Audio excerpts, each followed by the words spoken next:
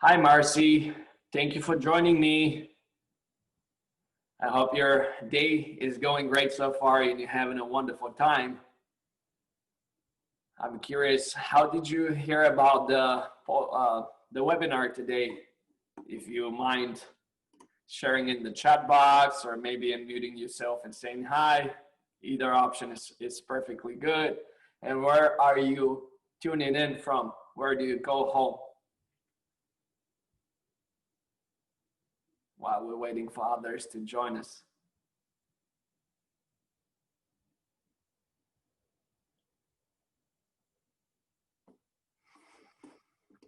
Oh, there is Anush, and I've seen her face before. All right.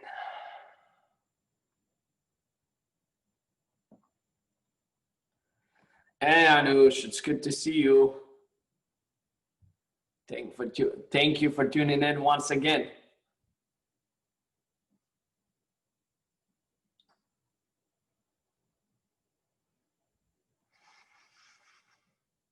We're gonna have about 15 minutes to wait for others to join us before I start the actual webinar.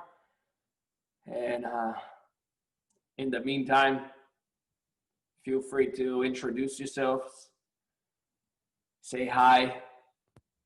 I already knew Anush by having an opportunity to coach her a couple of weeks ago, and then she tuned in for one of my webinars recently. So we definitely know each other well, and it's good to see her again. I should drop the call, or maybe she's gonna return. Hopefully she will, because there's gonna be plenty in this webinar that we're about to have today. So where are you, Marcy, tuning in from? Type it in the chat box. Give me a sign that you can hear me, you can see me. Hello.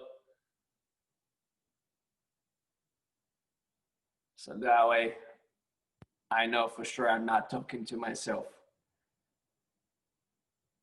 even though it wouldn't be the first time.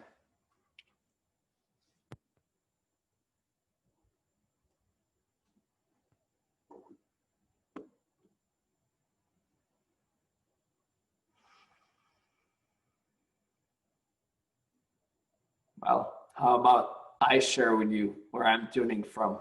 I'm here in Santa Monica, out in California. I'm enjoying a wonderful day and on spaceship planet Earth, having a wonderful time and looking for an effective way to powerfully serve you by inspiring you, empowering you, and educating you on a topic of significant importance that can make or break someone's life or mean the difference between failure and dramatic success. So I'm definitely excited about this topic that we're gonna cover today.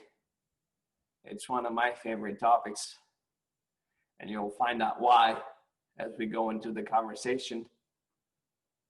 So with that being said, I do hope that others would join us. We got some time to wait for others to join us. And in the meantime, I hope no coconuts drop on my head and knock me out, because you'll have to lead the conversation on my behalf while I'm recovering from concussion or whatever. Hopefully nothing serious. And hopefully others will join us as well, because it will be a wonderful thing for them to do.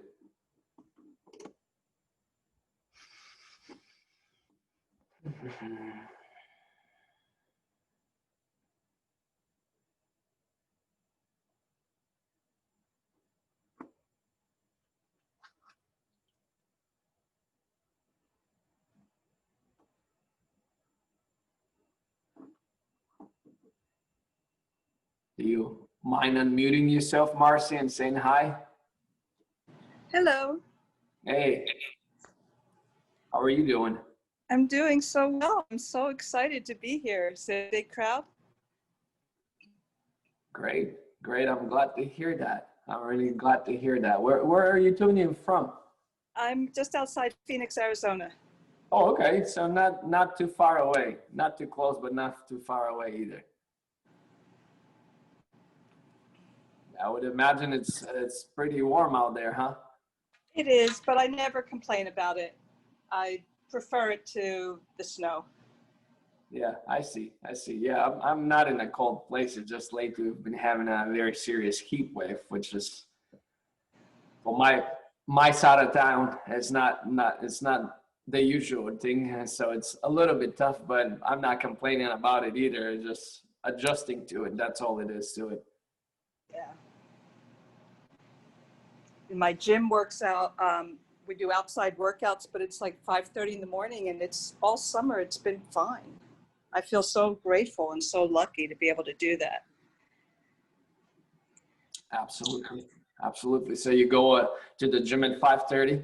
Yeah, we have an outdoor workout, and all summer it's just really been fine at that time. So Nice. you know, because gyms have to be closed still in Arizona, but we can work out outside.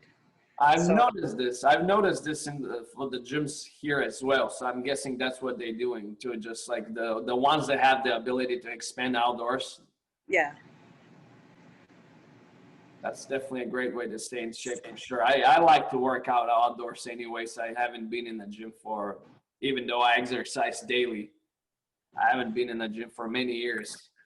And I don't plan on returning, but the outside option seems like a interesting proposition.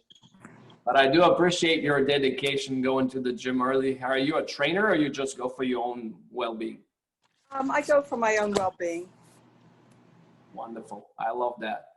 Because if you are a trainer, they'll be like, hey, you just have to go and do it, right? In a sense. But, sure. But doing it for your own sake and 5:30 in the morning, that's definitely a great determination and dedication to do it. Nice.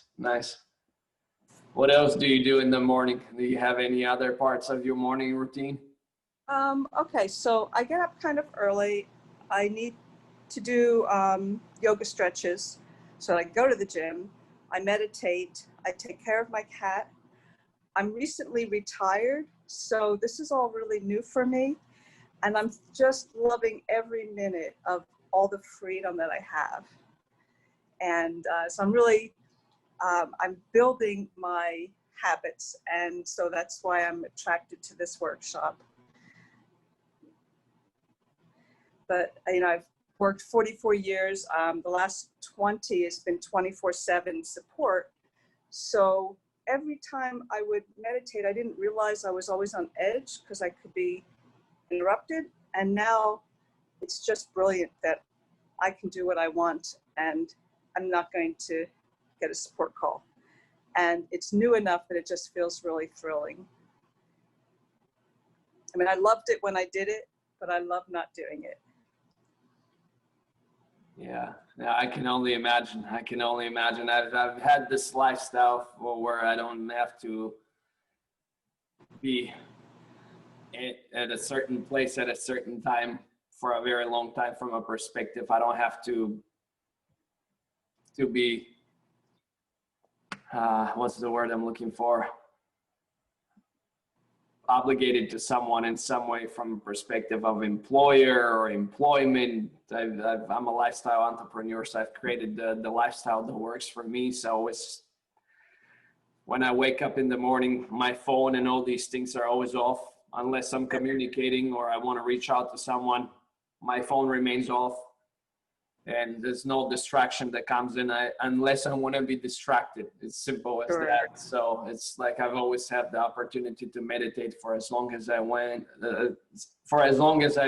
and so on. And there's always challenges, especially with the habits. My biggest challenge has been definitely becoming very consistent or being able to wake up at 4 o'clock every morning, because I do like to wake up early myself, but it's inconsistent. That's been actually my biggest challenge, to like be always on point with that. tend to like want to sleep in a little bit more, or like I'm just gonna jump out of bed and all of a sudden I find myself, oh, it's like 5:30. Not that it's late, you know, it's just not consistent. So to me, this is like it's been the toughest one to really end up programming myself where waking up at 4 o'clock is default. And, you know, even if I try to stay in bed, I kind of like wake up and unable to sleep anymore. But I guess it has to do with my inconsistent go to sleep time as well. That doesn't help either. You have to prep yourself from the night before, but definitely waking up early and having a solid routine is something that I definitely recommend you developing, especially now as you have this time for yourself. Yeah. It's a fundamental thing to do, because you set yourself for success for the rest of the day, regardless of what it pans out. And now knowing that you have a meditation routine, that's such a fundamental habit to develop. Yeah, you're totally right. And days I don't do it, or I put it off, or I think I want to do something else, it's not as successful a day. So I'm looking for that consistency too. And I'm getting there.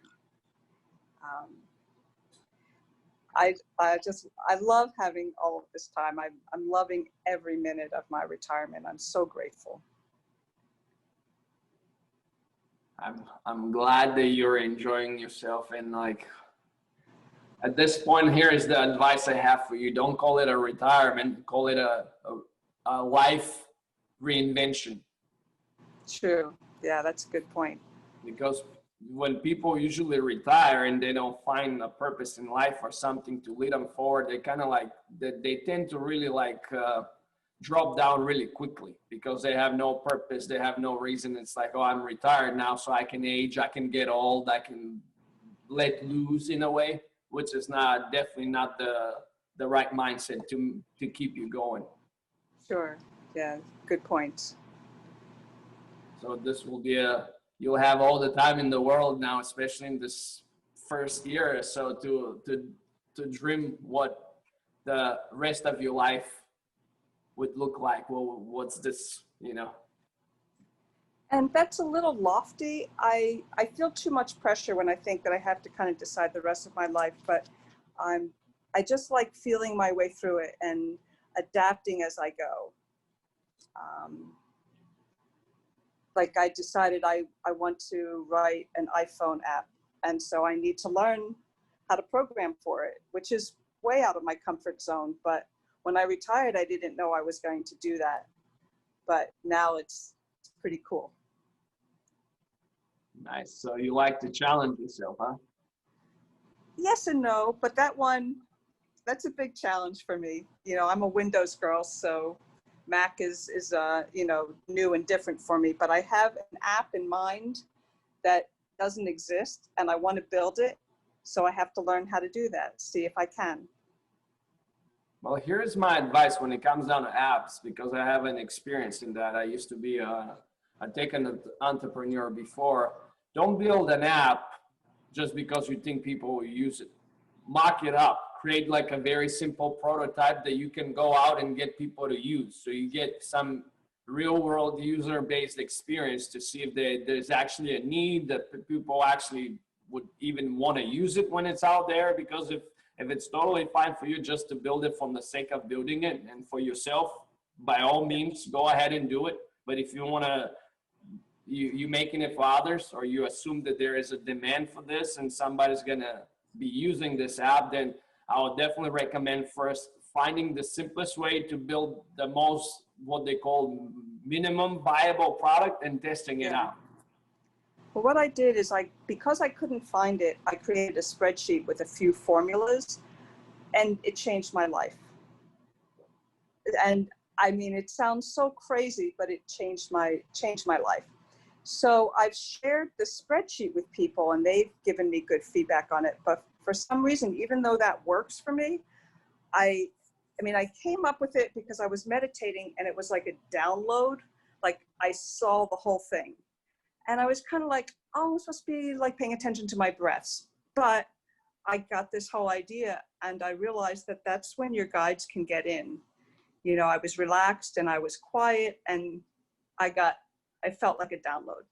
So even though I made the spreadsheet and it's working, I just have my heart set on creating an app.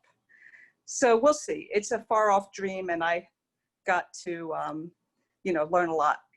No, it's definitely not a far off dream. It's definitely not a far off dream. It's very doable. I was just suggesting this so that way, again, you just have validation from the perspective of there is demand for this. There is in the market, there is demand for what you have.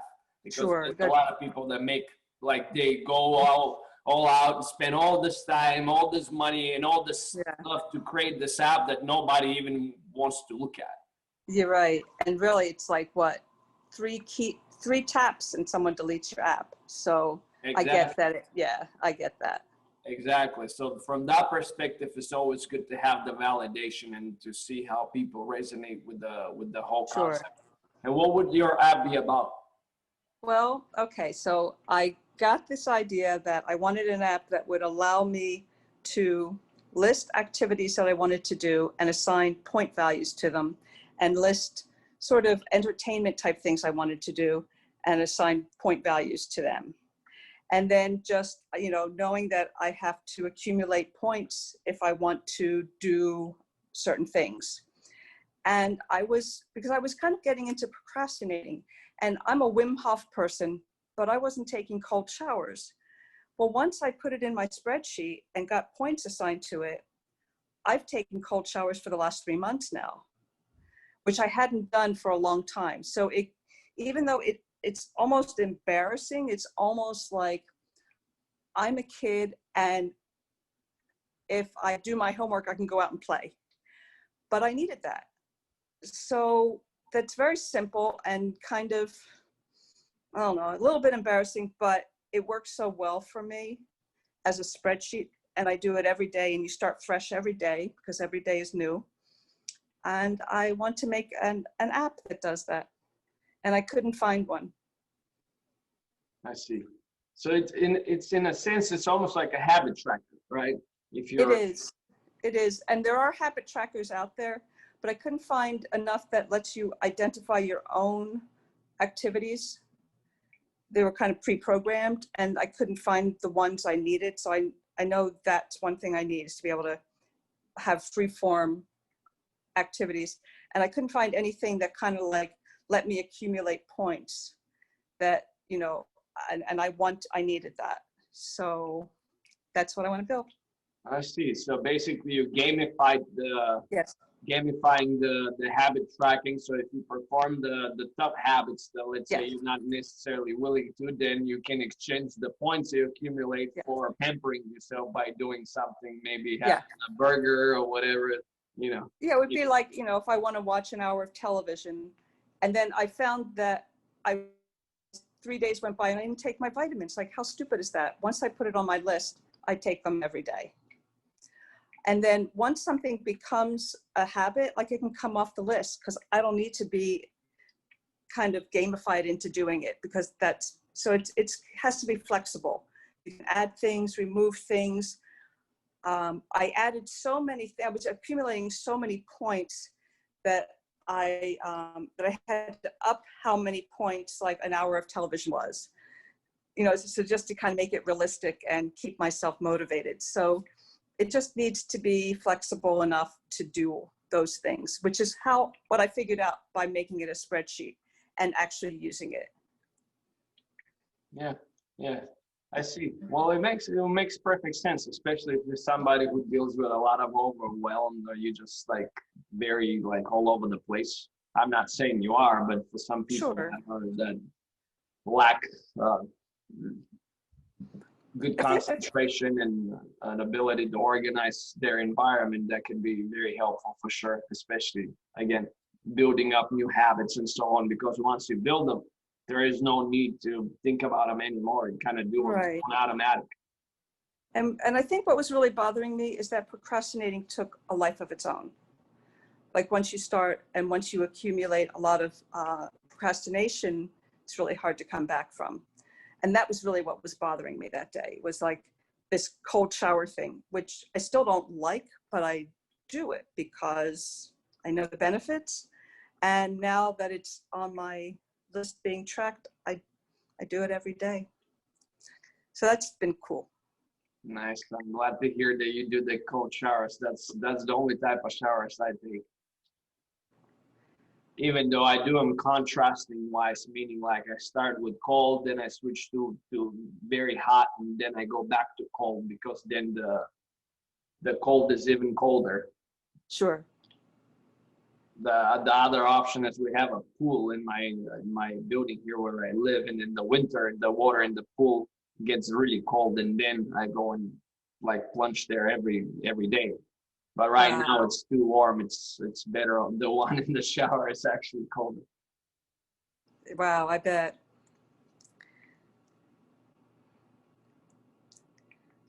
But it's nice that you do the cold shower, you meditate, you go to the gym. Nice. You already have some solid habits stacked. Here's the thing though, what you were mentioning about procrastination, that it's a good point that I want you to keep in mind.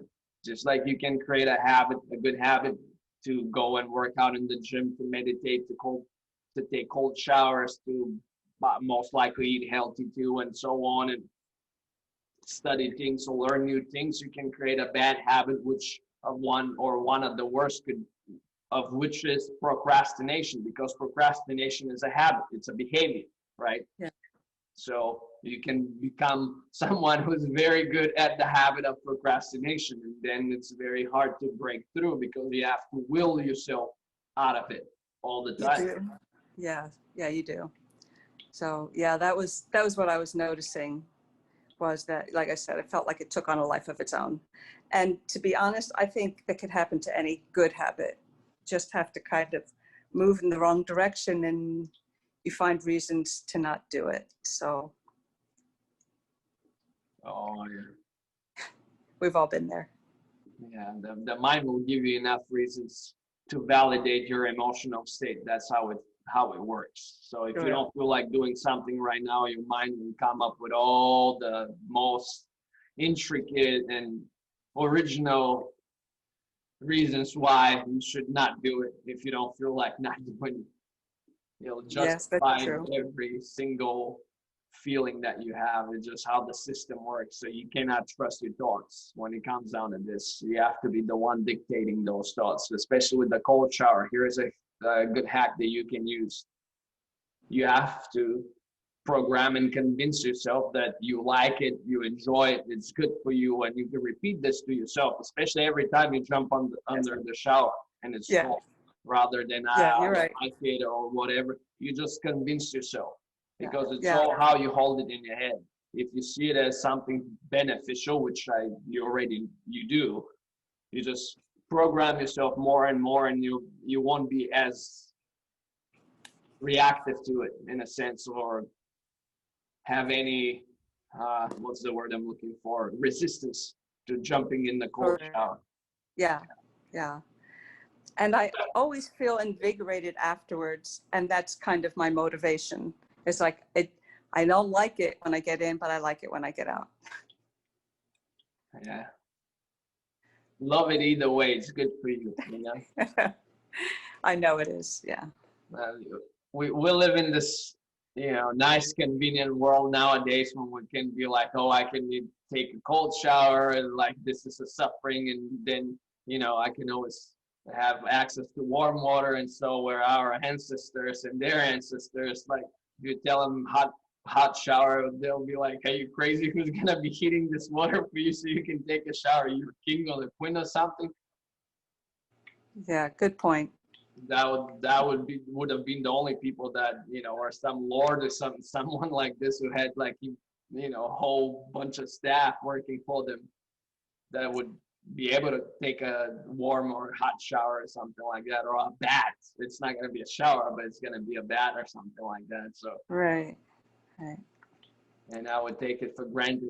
It's funny how we have this adaptability to level of convenience and luxury and comfort in life, where at some point we just take it for granted. We don't even register it as something that maybe a century ago was like a luxury that just royalties can have. Yeah. Now that's a very good perspective. we really do live in a world of convenience. I mean, here I am, it's been over 100 for weeks now, and I have air conditioning, and I'm so grateful. Yeah. God bless you. You have air conditioning. I don't. I don't. I do have one, like a window, kind of like like a portable one, but it can only kind of like cool off my bedroom. When it comes down to my living room and big space, good luck with that. I've tried before, and it's a waste of time. Right. So I'm okay with being sweaty and warm, and that's fine, you know. Yeah. But when that's the option, well, that's the option. What are you gonna do? You know, I can only go and jump in the ocean or something like that. Where are you located? In Santa Monica, California. So I'm right near by the ocean. Okay, got it. And usually we get a nice cool weather, especially in the afternoons or in the evening. But lately we've been having some big heat waves and a lot of humidity coming out from the Gulf, I guess, or from down Mexico, where I heard there are a lot of storms and hurricanes going on, bringing up all this humidity. Because normally here it's very dry, almost kind of like I wouldn't say Phoenix or Vegas, because I used to live in Vegas, but it's not humid at all, considering the fact that we are right by the ocean, unless there is some humidity coming in from like a mist or a fog coming in from the Pacific Ocean. Other than that, but there was never any humidity. Cool. Yeah. So, well, we've waited long enough. It's me and you. I'm gonna start the webinar anyways, and I'll have a recording for others to watch it. And maybe the time is not convenient. And one last question: how did you find out about the webinar? On Mind Valley Connections app. It was one of the events. Okay, great. Yeah. Oh, wonderful, wonderful, wonderful. Well, let's begin by me introducing myself. Hi, Marcy. Hello. My name is 𝗞𝗲𝘆. I am an expert, a transformational speaker, and best-selling author on the subjects of holistic transformation, self-mastery, and extreme performance. My company, Revolves, is the world's leading personal growth hacking agency dedicated to empowering individuals who pursue excellence to exponentially enhance their quality of life by 10xing the only common denominator, themselves. And today, through this webinar, my intention is to empower you, inspire you, and educate you on a subject of tremendous importance that can make and break your life, depending on which side you choose to position yourself in relationship to habits. Hi, Marcy, I'm back. I apologize for that. That's okay.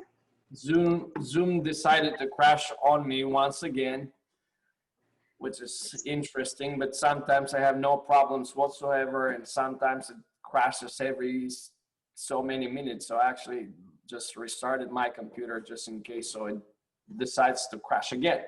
Okay. It's been a rough Zoom day. It's been up and down, so it might not just be you.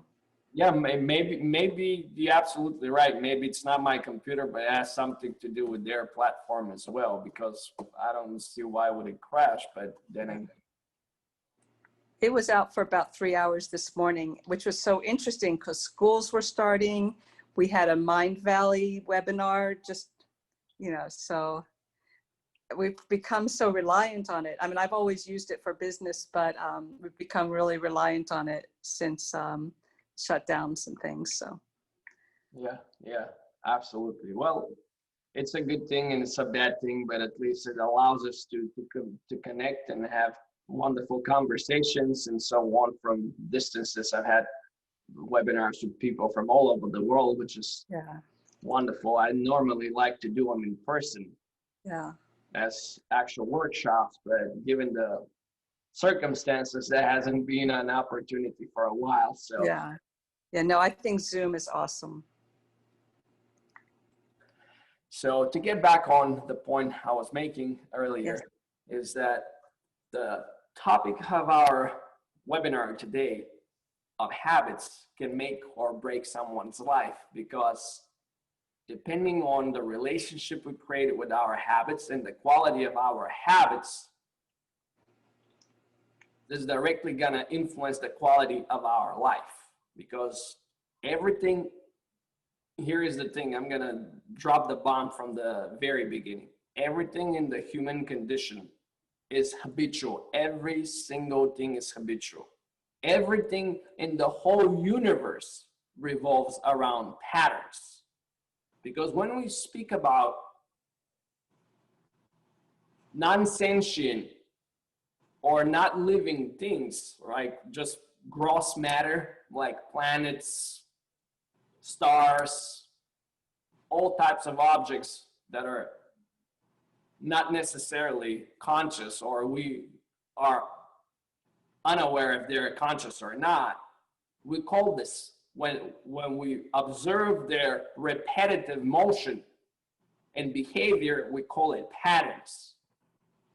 When we're talking about living organisms or conscious beings, sentient beings, we're talking about habits. And the reality is that once we look out into the sky, we can clearly see that even the most humongous objects in the sky, which would be stars and planets, also follow patterns. And not just them, but whole galaxies follow patterns, or they form habits as well.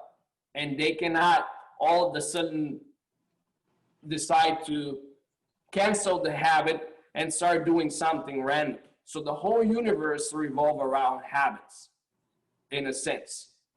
So do we. And understanding this and knowing how powerful or how much control we have over this aspect of ourselves gives us a lot of control of who we are, how we are, and the results we get in life. And this is why it's so fundamental to have this conversation today about habits. And as I always love to start every single webinar or every single workshop and discussion, is we're always gonna start with the question why. Why, in this case, do you want to install the habits of success, or why do you want to be able to install any good habit? What if you do and what if you don't? So always ask yourself, why am I willing to do this? Why is this important for me? Why? Because without a strong why, once the going gets tough, an example with me has been with waking up consistently at 4 o'clock in the morning. Why is it important for me? Ultimately, my why is because I want to create the vision that I have in my mind. And the only way this could happen is by me having enough time throughout the day to take inspired action. Because my day is already filled up with things. I have a very solid routine that's for myself. Then I have a lot of other things that I'm doing related to my passion, to my pursuit, to learning, studying, hosting webinars. Also, I have to nurture myself and groom myself. So there's a limited amount of time that we have in each day, and we have to make the maximum, or at least squeeze out as much as we can from it. So that's why, to me, this is fundamental, because if I'm procrastinating, if I'm taking my time, maybe it will happen, but maybe it will happen too late, when at this point I don't want this anymore, or like I've reached some other point in life where something else is completely I'm obsessed about. So with me, that's my why. Plus, I want to play full out. I want to have all the time in the day to dedicate to all of my pursuits, all of my goals, my life's purpose, which in this specific time, I believe to be empowering, inspiring, and educating others on the most important topics that could make the most significant difference in their life and allow them to realize and accept their own divine nature, to discover and develop their gifts, and ultimately to share them with the world so they can have an amazing contribution and add value to other people's lives. So that's my why.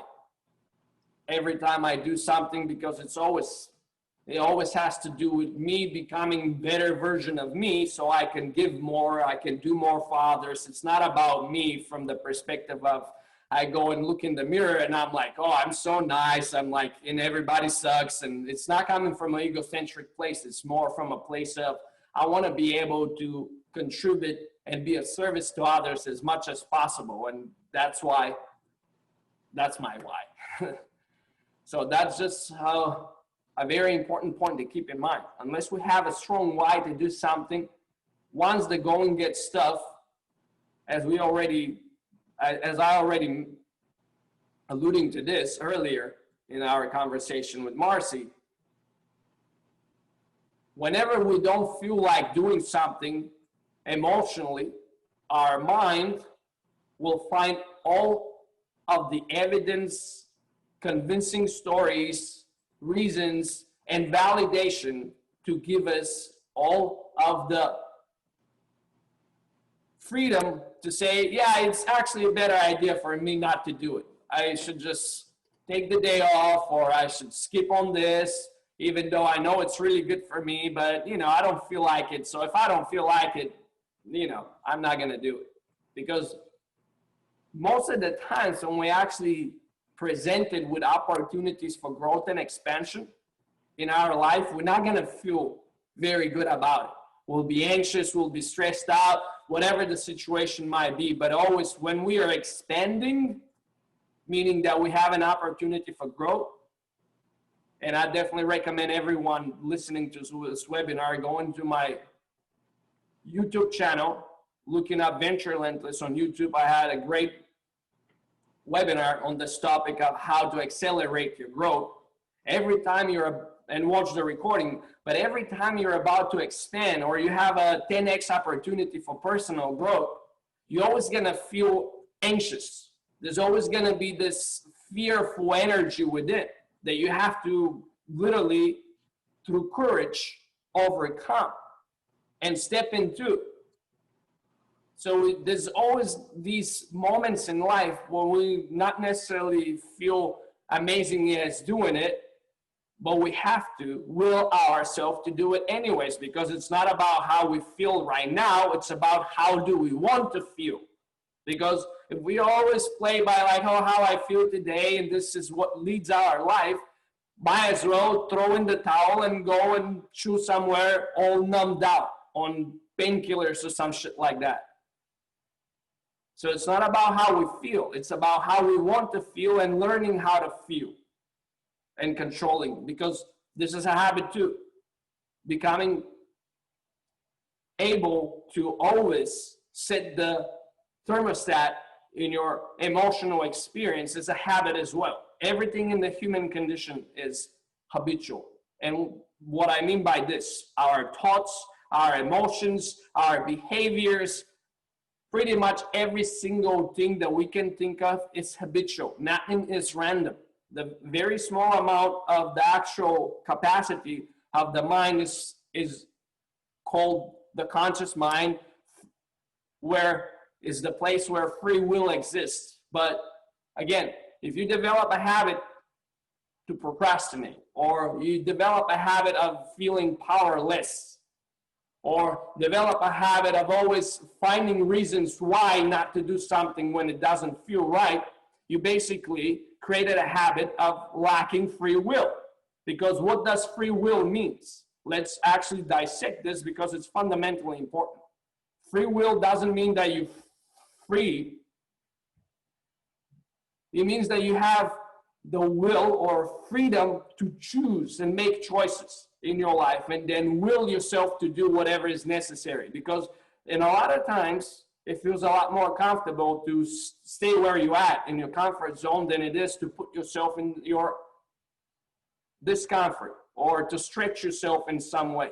And in those moments, you need to choose, you use your free will to break out of the pattern or the habitual behavior, because that's all it is. You've created a habitual behavior that to your subconscious mind is very predictable, convenient, and so on, and you don't really need to do much in order to do it. So you default to it as a needle on a vinyl would find its groove and just follow it effortlessly all the way through without any effort to jump out or do something else.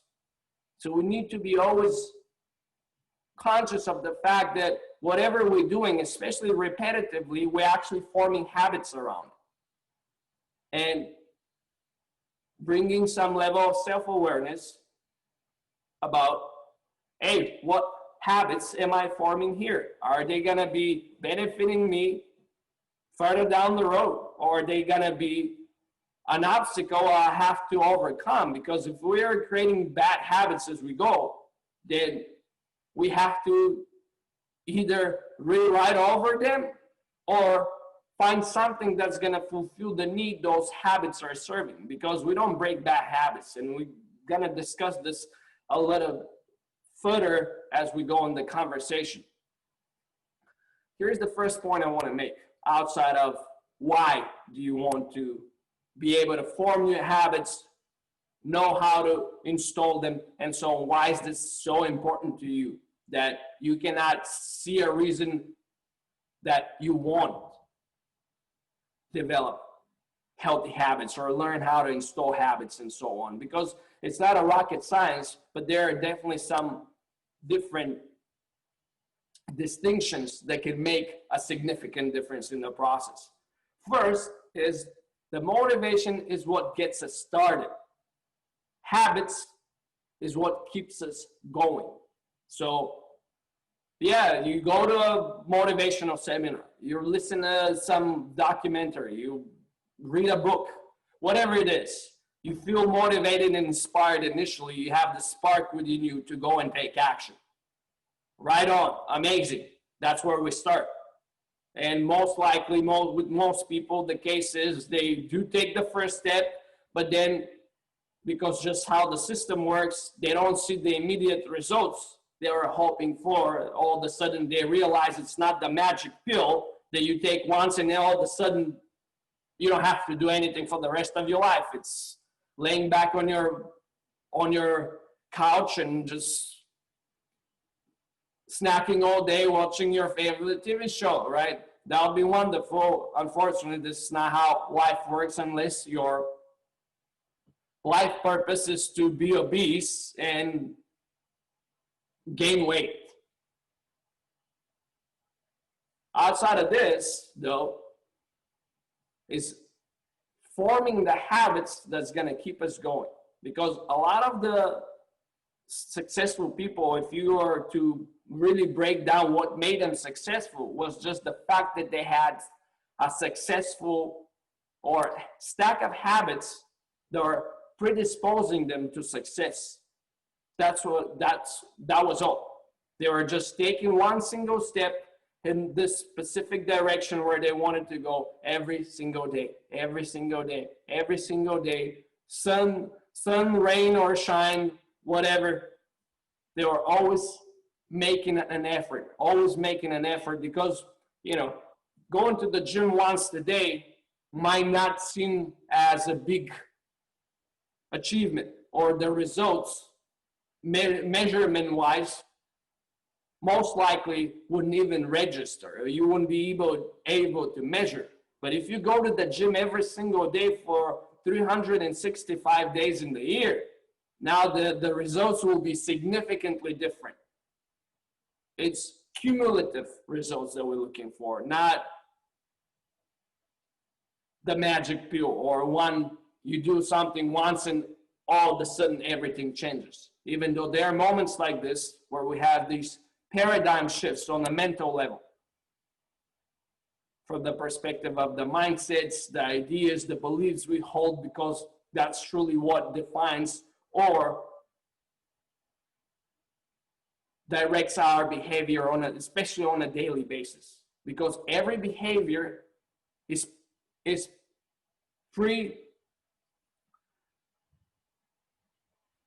followed, or there's always, first is the thought, then there is the behavior that follows. So whatever habits you have right now in this very moment that you're running, or patterns that you're running, there's always a thought that precedes that behavior. It's never the behavior and then the thought of it. However, those thoughts have become so habitual, and again, because everything in the human condition is habitual, these thoughts don't even register to you. If that's the case, and it's the case with everyone, they have a habitual behavior, regardless if it's good or bad, the thoughts precede the behavior. It just, we don't register those thoughts because they've been in the background, part of the, like the landscape of the background noise in our head that would no longer register. Just like some new thought, if it enters through our intuition, we have, as Marcy was sharing, a download, and you know, oh, this is not, definitely those are not thoughts I had before. These are some new thoughts coming to me from somewhere else. It's not my mind thinking of those thoughts. They came to me, or they were implanted into my mind from another source. So keeping this in mind, everything in the whole universe revolves around patterns and habits. And in our condition, this is pretty much every single thing. Science says, don't quote me on this one, from the perspective of how accurate it is or not, that the conscious mind, or the part of the mind that we have control over, makes 5% of it. Is this true? Is it not? Who knows? What is apparent is that our subconscious mind, or the part of the mind that we don't have direct access to as we wish we did, runs all of these behaviors, especially all of the behaviors that we are unconscious of that support our life, right? There's a lot of things that happen, and you can look at them as habit as well. When we go to sleep, who beats our heart? Who breathes on our behalf when we're not consciously doing? And even in the normal day-to-day thing, do we need to beat our hearts? Do we need to breathe when we're unconscious of our breathing and so on? No, we don't. Something is doing it on our behalf. So there's a whole system implanted in our being that is designed for that. The key here is to take advantage of the system, understand how it works, and then have it work on our behalf, helping us rather than holding us back and working against us. Because we can either benefit or we can be held back by habits. Again, they can either be positive and serving us, or destructive and destroying us, or not serving us in the best possible way. Where do our habits start? Let's first look at this point, because it's fundamentally important to be able to bring some self-awareness to who you are today, how you are, what you call your personality, your habits, your predispositions, and so on. The truth is that a lot of these things came from our early childhood, those early moments between 3 and 7 years old, when our minds are so plastic and just absorbing everything we see from our parents, or all the figures that we see as authority figures, our parents, our grandparents, whoever was a grown-up person that you spend a lot of time growing up, our teachers, preachers, all of the grown-ups around us. Because in this early, very sensitive age, we lack the critical capacity to validate or rationalize if some behavior that someone's doing is either good or bad. We look up to grown-ups as more intelligent, more knowing, more experienced, so we expect that what they do is good. And because we have what is known as mirror neurons in our mind, the easiest way for us to learn is actually through imitation, or seeing someone doing something and then repeating it. That's how all children learn. So if you're a parent at this moment and you have young children, I would definitely be very cautious about not what you say in front of them, but what do you do in front of them, because that's the only thing that truly matters. What do you do in front of your eye, the eyes of your children, not what you say. The only thing they can learn from what you say is the words you use, so they can use them too. But other than that, there won't be what you say they should do. If you're actually doing the opposite, what's going to register with them is what you're doing. So it's all about behavior. It's not the words you say. As I always love to say to everyone, pay close attention to what people do, not what they say, because people can say a lot of things, but they speak with their behavior or with their actions much louder than any word could say anything at all. Because there's a lot of people that speak a lot. They can talk. They're very gifted at it. And I discovered some time ago that I was gifted at it, but it's supported by my actions as well. I'm not just there to talk. I'm here sharing with you all the personal experience I have and all this knowledge I've acquired that I've put it to the test and I know it works, that I'm sharing with you. It's all tested in the field. It's not just research of information in a way. So always when we have habits we don't like, or there's some aspect of ourselves that I say, oh, this is my personality, this is how my personality is, this is what I like, this is what I don't like, so on, so on, so on. I would recommend that you take a day, couple hours, maybe more, you sit down and reflect deeply on the things you remember about your parents. And you can still observe those things today. If your parents are still alive, which I hope they are, if you spend time with them, you will probably notice that they still have the same behaviors and habits. And then observe those things and notice things about yourself and see how many of those habits you will also have. How many of those likes, dislikes, personality characteristics, and so on, because a lot of it came from there. And the key is that once we go through the spirit, we are programmed and conditioned on such a deep level with all of these, let's put them this way, weeds that we need to weed out. Because unless you consciously choosing and installing the habits you want, which at that age is not something that you're capable of because you have no concept of, you're gonna be dealing with a lot of weeds in your garden that need some trimming or altogether pruning. So we need to start at this point, once we've reflected, realized where our bad habits or the habits that are not serving us are coming from, or the habits that we're not really happy to have. And we know there are better ways we can do things that are more effective and bring us greater results. Because at the end of the day, that's what it comes down to.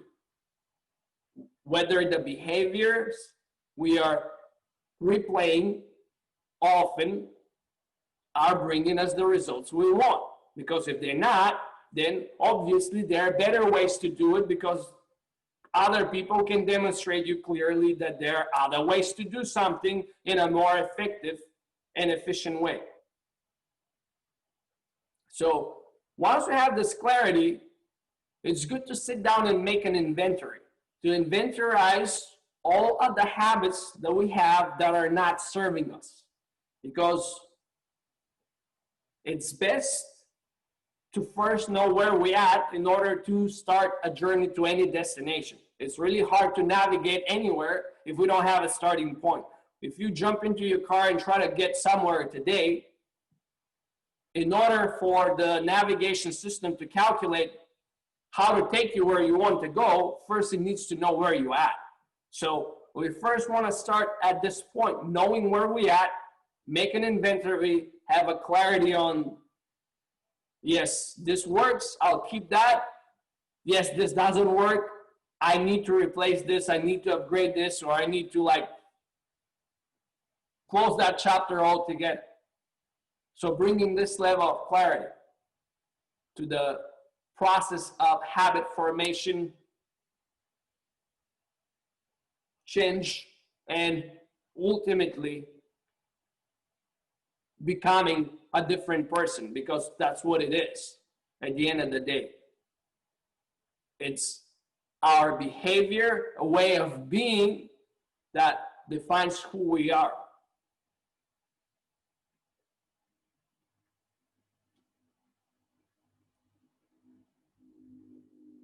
The next point is that whether we are conscious of this fact or not, on a daily basis, we are being programmed all of the time. We are being conditioned by default and by design. We human beings are cybernetic organisms, which means that we are affected by our environment. In each and every single moment, we are affected. We are being programmed. The only choice we have is who programs us. Ourselves, someone else, and what type of programming are we exposed to? Is it good for us or is it not? Most of the cases,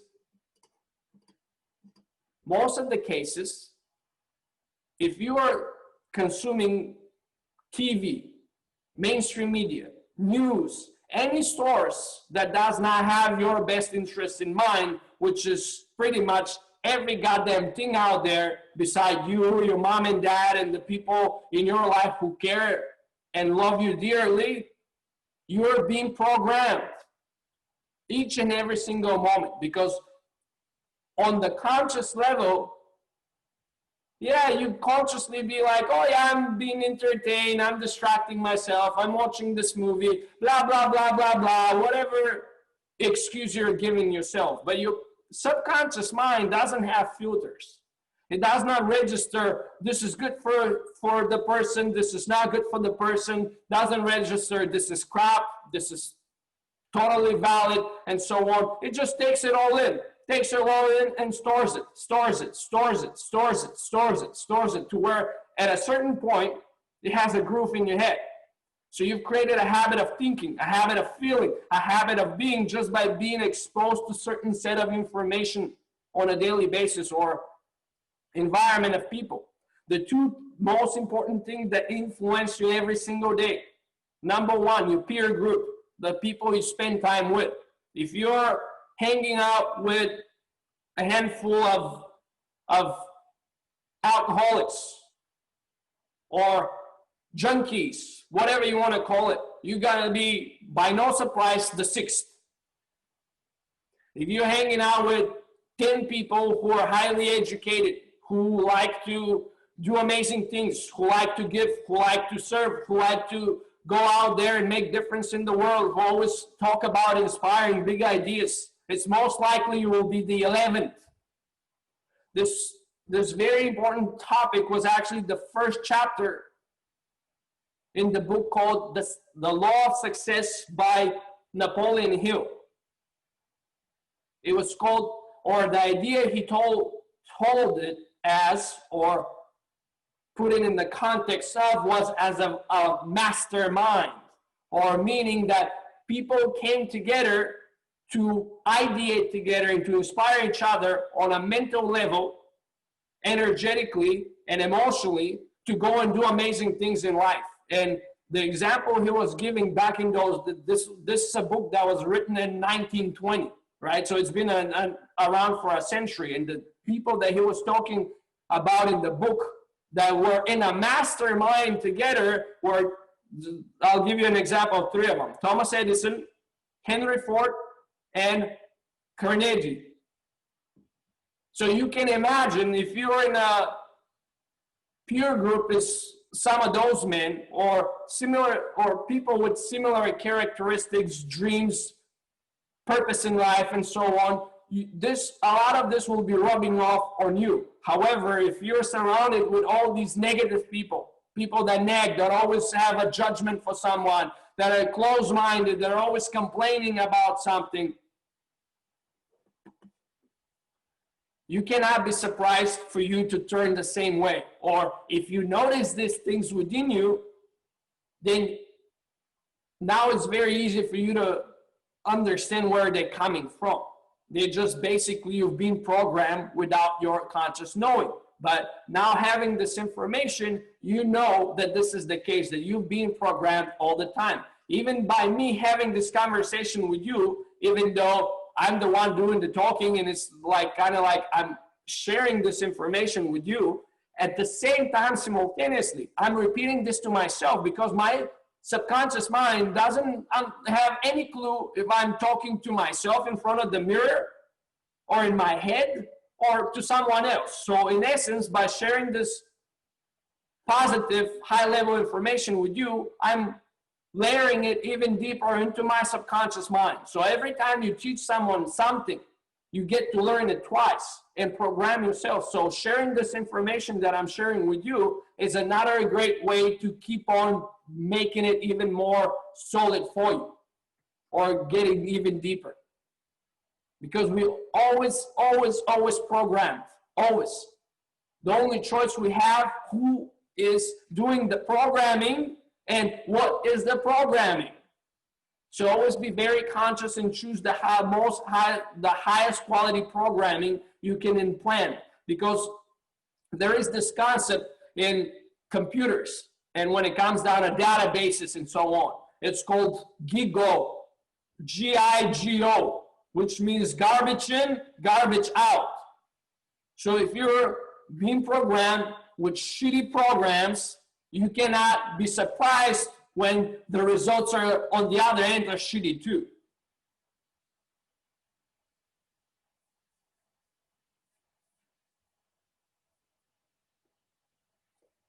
So as I already mentioned this, the most significant part of our mind is the subconscious mind. We don't have direct access to it from the perspective like copy and paste information and so on and so on. The way it works is very different. The significant difference is like comparing an elephant to an ant. Our conscious mind can be compared to a little ant that's on the top of a huge elephant. And this little ant, right, our conscious mind is trying to direct and control the elephant. However, this is never going to work. It's the elephant that is moving in whichever way it wants, once it's been trained to follow certain paths and so on in behavior. So the key is really when we're talking about habits, basically it's about subconscious mind programming. That's what it comes down to. We are literally installing software in our subconscious mind so we can run it, because this is just how it works.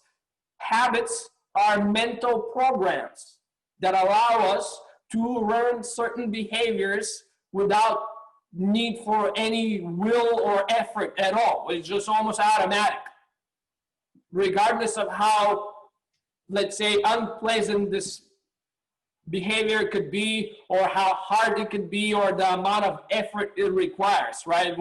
I'll give you an example. Talking from personal examples. The way I like to exercise is always high intensity, meaning like I don't just go to exercise. I go to until my muscles go out, until I have no breath left in, till all my energy is gone, to where it would, like, I've befriended pain. So when I exercise, the more I push myself, the more excited or the more functional and effective my exercise is. So when I go to exercise, unless I had the habit for doing this, at first I'll be like, what the, like my mind, the internal narration I will be going on with my mental chatter will be like, why are you doing this? You know, you can just do this. It's still you're working out, right? Yes, you're working out, but just like there is a difference between you winning a golden medal and you getting a title for participating. That's kind of the difference, right? And I don't sell myself short.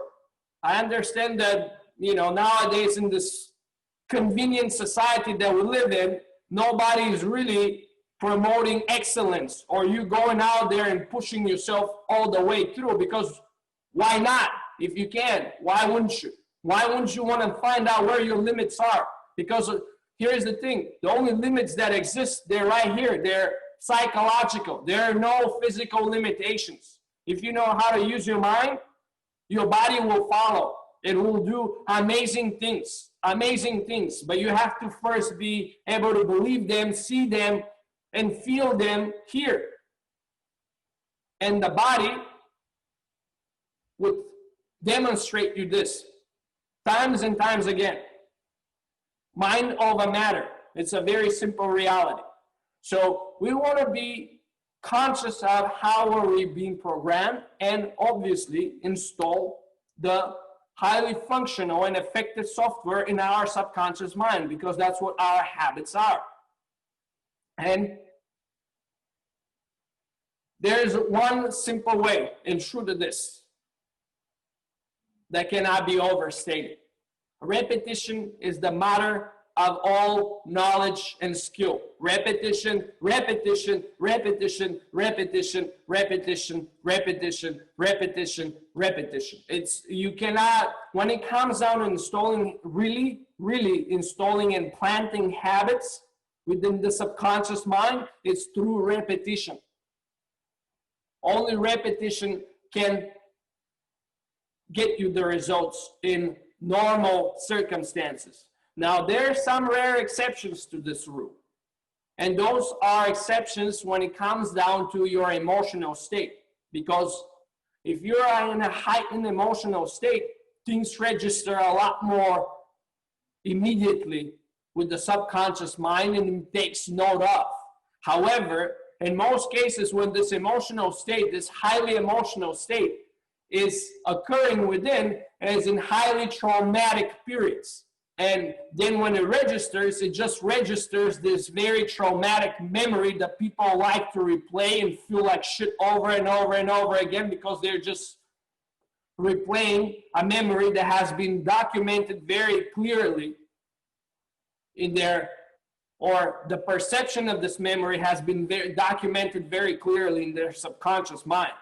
Why is that? When it's powerful is if you are able yourself to put in a highly emotional state, not through being in pain and suffering and so on, but high level of excitement, of joy and so on.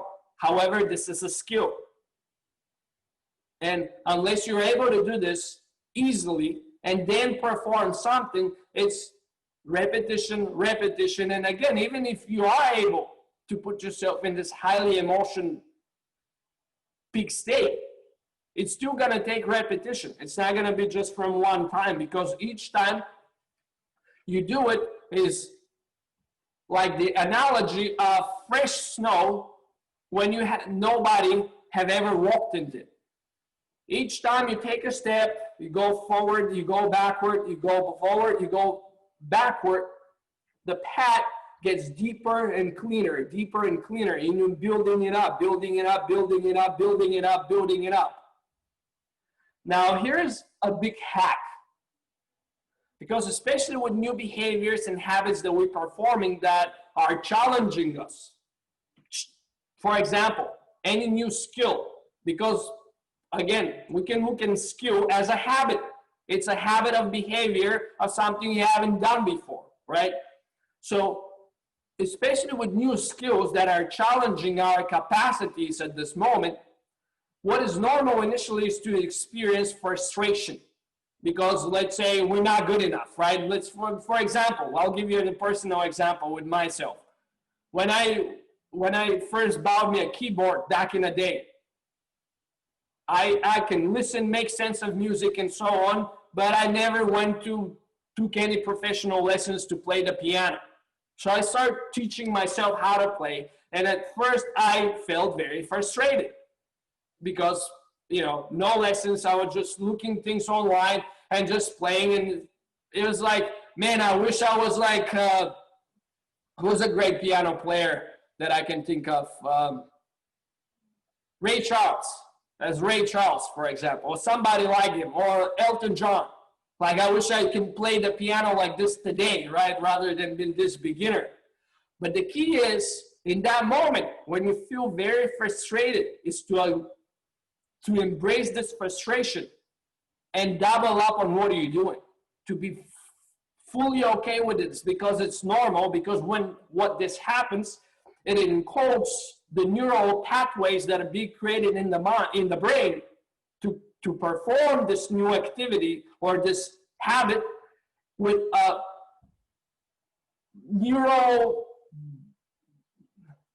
I'm not sure what even word to use, but it's a substance that occurs in the brain called myelin, which acts as a neural pathway wrapper and wraps around all these pathways and eliminates or helps the better conductivity of the electromagnetic pulses or signals that travel between. So it's kind of like a rubbery cover that protects it, insulates it from the outside, so the signal can travel even quicker, even better, with less resistance or any noise in the system, which accelerates the process of creating a habit from a perspective where all the neural networks become even stronger. So always in that process in the beginning, unless you're able again to put yourself in a highly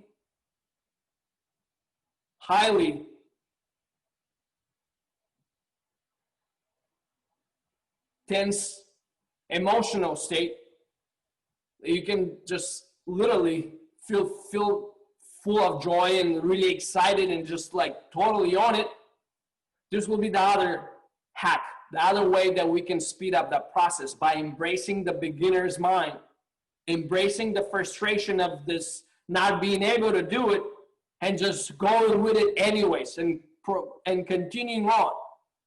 Consistency and time. This is it. When it comes down to habits, repetition, consistency and time.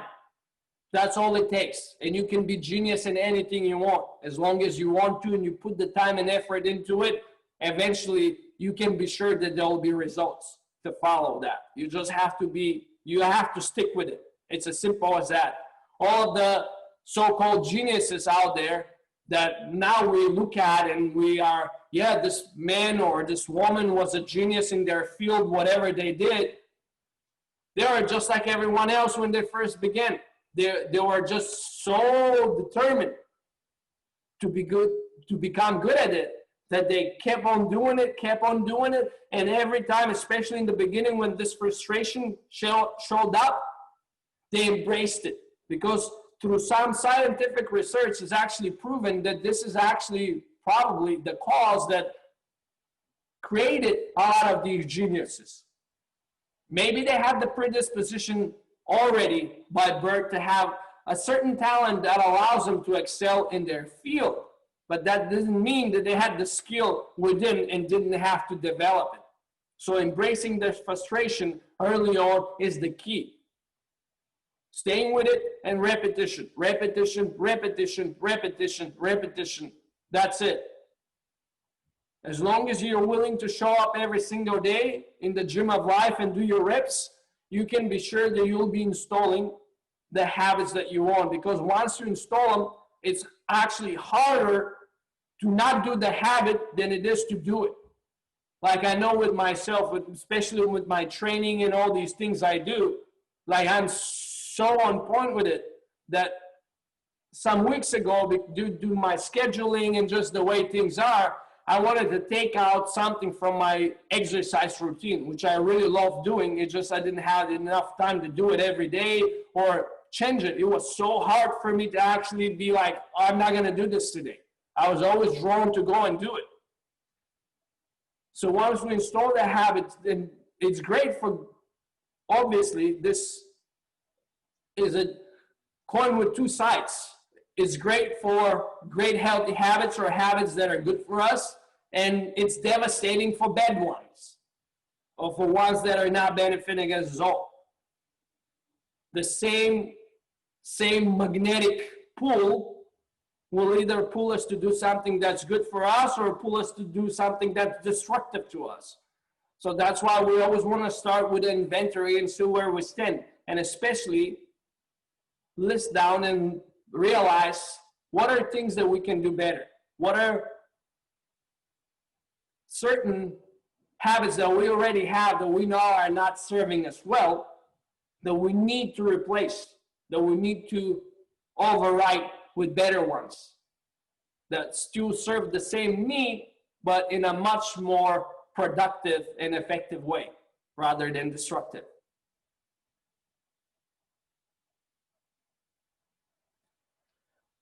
There are a lot of different thoughts and ideas on this subject about how long does it take to actually create a habit.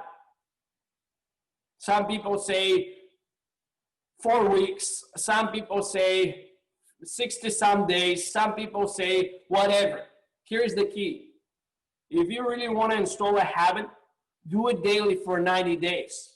At this point, I can guarantee you that this behavior will have been implanted and the importance of it will have registered with your subconscious mind.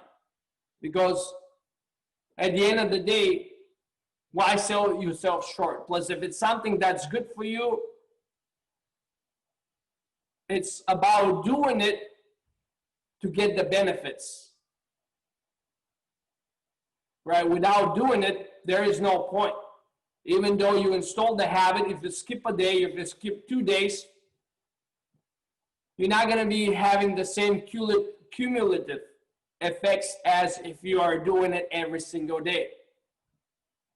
So 90 days at least to fully install and register a new habit within your subconscious mind, so you can take it and start running it almost automatically and make it much easier for this new behavior to be sustained without much effort, without you having to will yourself to do it, because that's the key. At the beginning, when we install habits and we lack the neural pathway, we have to will ourselves to, let's say, not do the habit that we normally would do in its place and do the new behavior, demonstrate the new behavior. And at this moment, we are using our will. So always, always, always keep this in mind. The most fundamental muscle that you can ever develop, which is a habit as well, is the habit of using your will, of willing yourself to do the things that you don't necessarily want to do right now and feel like doing right now, but you know that are good for you and you know you have to do. So developing the will muscle is something fundamental, because once you develop this muscle, you can develop, build in, and install any habit, because it is a habit and it is a muscle, and you can train it every day. And if you're trained it every day, you can expect that it will expand, it will become stronger, and will actually allow you to be free in the real sense of the word free. Meaning that you're free from your habits, you're free from your likes, you're free from your dislikes, you're free from everything that you think is you. All of these defining things that box you up. So then you can do whatever is necessary for you to do in every moment when you know that this is good for you or this is the best thing to do. Because the most fundamental tests in life that we go through that really show up who we are come from a very simple place. And the test is in a sense, it's not simple, but it's simple for what truly is. It's coming from a place of love and compassion in ever more challenging circumstances. That's truly it. And if you don't have the will to will yourself to not do the normal pattern that you would reenact when triggered in those highly stressful situations, those are the type of situations we're talking about. Now, when everything is nice and dandy and you're just whistling and smiling and laughing. No, we're talking about these situations when you're under pressure, when you're under stress. What patterns do you reenact? In those moments is when that will muscle can really come and play and allow you to rather be reactive, to respond in the most loving, kind and compassionate way in whatever the circumstance is.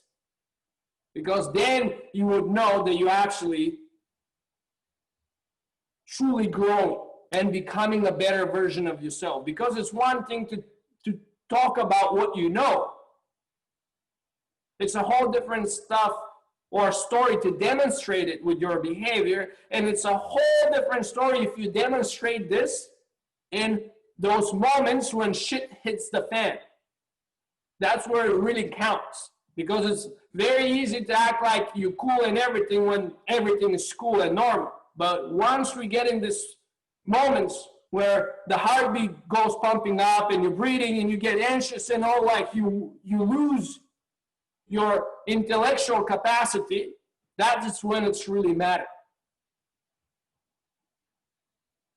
And again, the more we repeat, the more we wire in this new habit in the system, when the more we ingrain it, the deeper we ingrain it, the most likely is that we're gonna, even in those moments when we are fully absorbed by this anxiety, fear, or whatever is going on at this moment, excitement, most likely we will default to this new or desired behavior that we've been programming over time within us. So it's fundamentally important to keep on repeating. Even when you know that you have a habit, keep repeating it, especially if it's something good for you. Now, the same would hold true if it was a bad habit. Then you have to keep on willing yourself not to do it and do something else instead. But by focusing on the will muscle, your ability to will yourself to do things that don't feel great in this moment, that are not necessarily, or you don't feel excited to do right now, and so on, you don't have the motivation, the inspiration, whatever it is. Because here's the thing, motivation follows action, meaning that first you take action, you get activated, you do the things, and then the motivation, inspiration, and all these things follow. They're part of taking action. They're not necessary or needed for you to take action. So don't wait to be inspired. Don't wait to be motivated or none of those things. Go and take action. Develop your will muscle. If you develop this muscle, nothing can stop you in life. Like literally, you can go through anything, because with the will, you can will yourself to do the most amazing physical feats anyone can think of. Because that's all it's required. Your will to do it.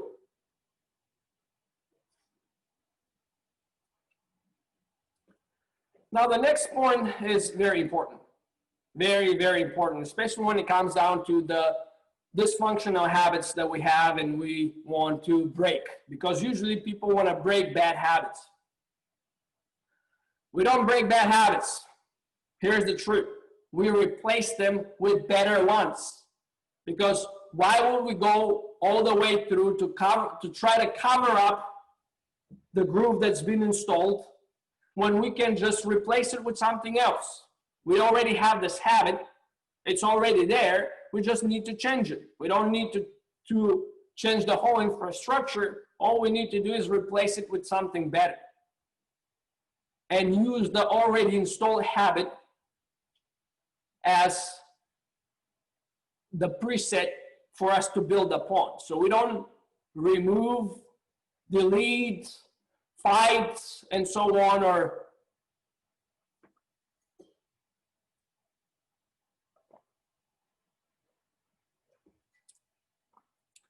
all the habits that we know are not serving us. We first notice what need are they serving, because we won't have that habit if it wasn't serving one of our 6 fundamental human needs on a psychological level. The first one, certainty. Second one, uncertainty. Third one, significance. Fourth, love and connection. Fifth, growth. And sixth, contribution. Now, these last two, they're needs of the soul, or they're on a much higher level. It's usually these first 4 that I mentioned that are leading most or driving most of our behavior. So if you first become conscious of what kind of a need is this habit supplying or fulfilling for us, then using this in mind or keeping this in mind, we can create a habit, a positive habits, set of habit or habits that serve this need, fulfill this need, but in a positive way that's not destructive, that it's not damaging to us. Because there's always a better option to do something that in essence yields the same result. Here is an example. So a certainty, or our need for certainty, is one of the most fundamental needs we all human beings have on a psychological level. And what do I mean by certainty? Our desire to know that we're going to wake up tomorrow, that we are safe and sound. This is why, for example, people would go and install alarm systems, video cameras in the house. They go and watch the news. They read the newspaper. They go and look for news online. They listen to what people say, and so on and so on and so on. Oh, it's all about the need to fulfill their certainty. Well, here's the truth. I'm going to share this big eye-opening truth with you. In an impermanent universe, meaning that nothing in our universe is permanent, there is no such thing as certainty. Certainty is an illusion. The only certainty you can create, instead of, again, looking for the news or installing more security systems in your house or getting more insurance or all of these nonsense that is supposed to give you certainty, the only healthy habit that you can replace it with is becoming certain in your ability to handle uncertainty. This is going to change everything, because you can never have enough certainty. But if you become someone who's certain that you can handle uncertainty, then you don't need any other outside source of certainty, because you have certainty by default. So that would be a good replacement, because we all have the need for certainty. It's a need. It's almost like it's a habitual psychological need, if you want to look at it this way. The question is, how do you gain your need for certainty? Because a lot of people think that what is on the news is good for you. Well, I have news for you. That's why CNN is CNN. It stands for constant negative news.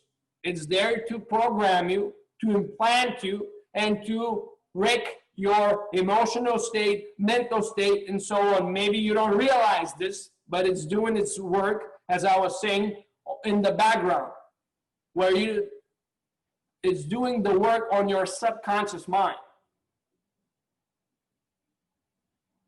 Or installing a camera or an alarm system, or all these things, because every time you see them, instead of giving you a sense of certainty, they will remind you how uncertain you are. Because if you had a sense of certainty that you can handle uncertainty, you wouldn't need those things. But every time you see them, you'll know how uncertain you are. And then there's never enough. Just like any habit. Or the popular saying, the more you eat, the hungrier you get. The more of those things you install, the more of the news you watch, the more you want to watch. Because it just creates more and more and more uncertainty. It's not something you can fulfill, it's a need. Or you can fulfill temporarily. But it's like you have this bucket with no bottom. Every penny you drop just falls down and it never fills it up. It's an ongoing, never-ending process. Instead, finding a habit that allows you to replace this need with something better, because you have a habit that it's not serving you, that you know it's not serving you, because it's fulfilling a certain need that you have. And being clear first, again, what those habits are, and then what needs they do fulfill, and then deciding clearly on what's a better option. What's a better habit that I can install that still fulfills this need? Because if I don't fulfill this need, I will revert back to, or you will revert back to your old habit, because it's a need that needs to be fulfilled. It's just what vehicle do you use to fulfill that need, or the need that this habit was fulfilling. How do you do it?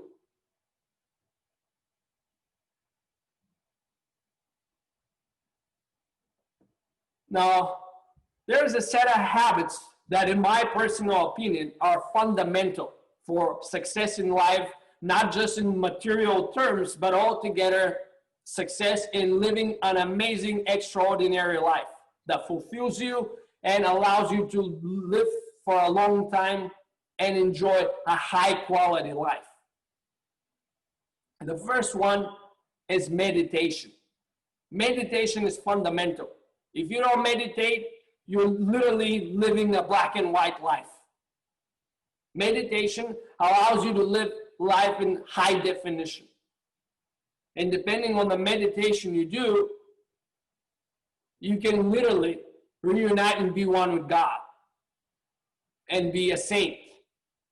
Now, there's obviously caveats to that, and it's not something you do overnight, but meditation is fundamental. Just like you can have dental hygiene, floss and brush your teeth every day, you need to have mental hygiene, because the most powerful tool that we all human beings have that truly differentiates us from all of the rest of the animal kingdom is our mental or cognitive capacity. And meditation is the one tool that allows us to really fine-tune our mental abilities and actually put our mind in its rightful place, which is as a servant rather than the king in the castle, which it normally tends to occupy if you haven't trained your mind. Because the analogy I like to give with the mind is like a little puppy. Just like with little kids. If you don't train the little puppy to potty, it will piss and shit wherever it wants, whenever it wants, without registering you whatsoever. And you have to train it in order for the puppy to have certain desired behaviors. So this is what's going on the mental level. Unless you meditate daily and you begin to take control over your mental capacity or your mind is controlling you. Because first, you have no distinction between me, myself, or the I, the observer, and the thoughts. Majority of people think that they're their thoughts. Well, I have news for you. You're not. Your thoughts are a product of your mind, and some of them are downloads, or they're arriving from an external source, and they just plant it within your head. And you can also have your own thoughts. But thinking is a constructive, proactive process, meaning that you engage with your mind to think. When you're just sitting there quietly and they're just like mind thoughts and thoughts bubbling in your head, or this mental chatter, these are not your thoughts, because you're not obviously sitting down to think. You're just sitting down. So this is why, just from one reason, meditation is fundamental. Apart from all the other benefits scientifically proven by 1,000 scientific papers, if not more at this point. I cannot overstate the importance of developing a daily meditation practice. It's fundamental. It's a game changer. It's the most significant difference you can make in your life. If you're not meditating, you're missing on a lot. You truly are. And you're limiting yourself from a lot. The second one is proper breathing. Because you see, we can last for days without water. We can last for months, if not years, without food. And this is a proven fact. However, without breathing, we can last barely a few minutes. Breathing is what ties the soul to the body. It's fundamental. And if you observe my face, you would notice that the most central thing is my nose. It's not there randomly because there was no better place for it to be. It's because breathing is of central importance for everything that our life revolves around in this human body. Breathing controls everything, absolutely everything. Through your breathing, you have control over your mental state and your physical state. And proper breathing entails, I'll demonstrate here. Let me just point my camera down or see how far I can. And let me actually turn on my lights real quick. Excuse me a moment because it's getting dark. I don't want anybody you guys to see me. All right. All right, disco light. Come on, disco light.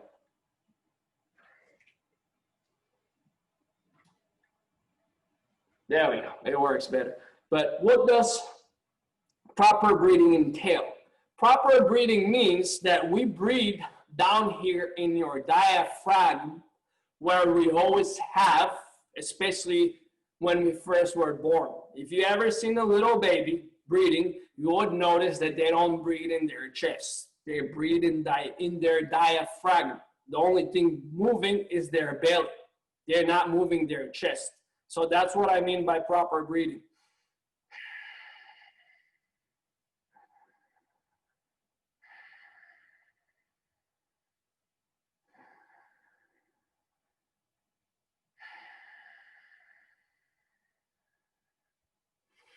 Because here's what happens. Our physiology directly affects our psychology. If we are breathing here up in the chest, what we are reenacting, in essence, is the physiology of someone who's under a lot of fear and stress. Because the only natural reason why we would be breathing up in the chest shallowly in such a dysfunctional way is when we are in fight or flight mode, meaning which we've been triggered by some scare in our environment, and we're now put into this highly reactive state of either fighting or running for our life, which is obviously not the case. And we don't want to be putting ourselves in a mild fight or flight state throughout the day with our own doing through our breathing, because that's what we're reenacting and recreating and in essence affecting it in this highly dysfunctional way. Number two, just like there is bloodstream or blood that supplies our organs, our muscle tissues are also washed off with lymph. Now, lymph is a very interesting thing. It allows all this decay that happens naturally as the process of life revolves around muscle tissues and all the body to be washed away and recycled. However, the blood has a pump, our heart, that moves it. The lymph does not. What moves it or how it's tied, it's our diaphragm that's moving the lymph. Every time we breathe in our belly or our diaphragm, we're activating our lymph nodes pump, which is starting to move all the lymphs Because if you are not moving your lymph properly, eventually your body will start to get intoxicated and in a way start to like crumble down, because it needs to move. It cannot be sitting in one place. And it's fundamentally important. Not only this, but as you breathe in your diaphragm, what you will also experience is that you have a lot more air than before, because 2/3 of the alveoli, or the little tiny particles that make the big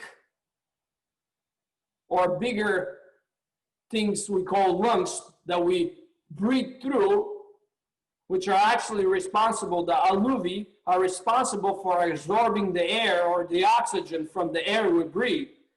2/3 of them are actually down here in or the top of our diaphragm. And only 1/3 is up here in the chest. So every breath we take down here is almost twice as effective as one up here in our chest. So by breathing down in your diaphragm, you'll be a lot more effective at breathing. You'll feel a lot more air, and especially if you like to exercise and do a lot of things that you normally leave you breathless, that's probably because you're a chest breather and you don't know how to breathe yet. Or you have to break a bad habit, because as a baby, you knew how to breathe. But then for some unknown to me reason, you decided not to. And usually it's because of shame, because when we breathe through our belly, obviously our diaphragm expands, and maybe we look to others as fat, right? Because even I'm skinny as hell, when I inhale in my diaphragm fully, I look like a pregnant woman. And nothing wrong with that, but I do look like a pregnant woman. However, I do not give a damn what people think about this, because it's the most functional thing I can do when it comes down to breathing. But my reasoning why we unlearn how to breathe and learn this dysfunctional pattern of chest breathing is because of that. Maybe in early childhood, because we don't want to be fat, and fat kids are shamed by parents, by peers, and so on. We don't want to look fat, so we start to breathe up here in our chest, and we totally forget how to actually breathe. But this will be the second one. The third one is this habit of concentration. Being able to have deep moments of concentration and focus, where you can really focus deeply on whatever you're working on, rather than the opposite, being creating a habit of distraction, of always looking for things to distract you, always being preoccupied, notifications, Facebook in the background, whatever it is. No. If you want to be productive and get to some place in life that you are not only proud of, but you know you've made a difference and you have the ability to make a difference in people's life, you need to be able to concentrate, because it's a very simple analogy. Sunlight, as it is, when it's not concentrated, you know, trees grow, everything flourish, being nurtured by it. And you can sit in it for hours. Yeah, maybe you'll get some tan and so on and so on. But if I was to grab a magnifying glass and focus the sun rays under one spot somewhere, in literally less than a minute, I'll be burning through things. This is how important concentration is. If you really want to be making strides in your life, you want to be able to concentrate, especially your mental energy and focus, and hold it there for prolonged periods of time. This is extremely effective regardless of what your field of work is. Regardless of what the field of work is. So developing the habit of concentration is fundamental. And what actually helps to concentrate better is to first take control over your breathing, or by controlling your breath, by slowing down and deepening your breath in your diaphragm, you'll be able to calm down your mind so you can concentrate better. Now, there are other exercises. We're not going to have time to cover them today. But breathing is a fundamental starting point, because restless body, restless mind. The more restless our body is, the restless our mind is, and the opposite. Or our eyes, for example. If my eyes were moving all over the place, this will be a great indication of how restless my mind is.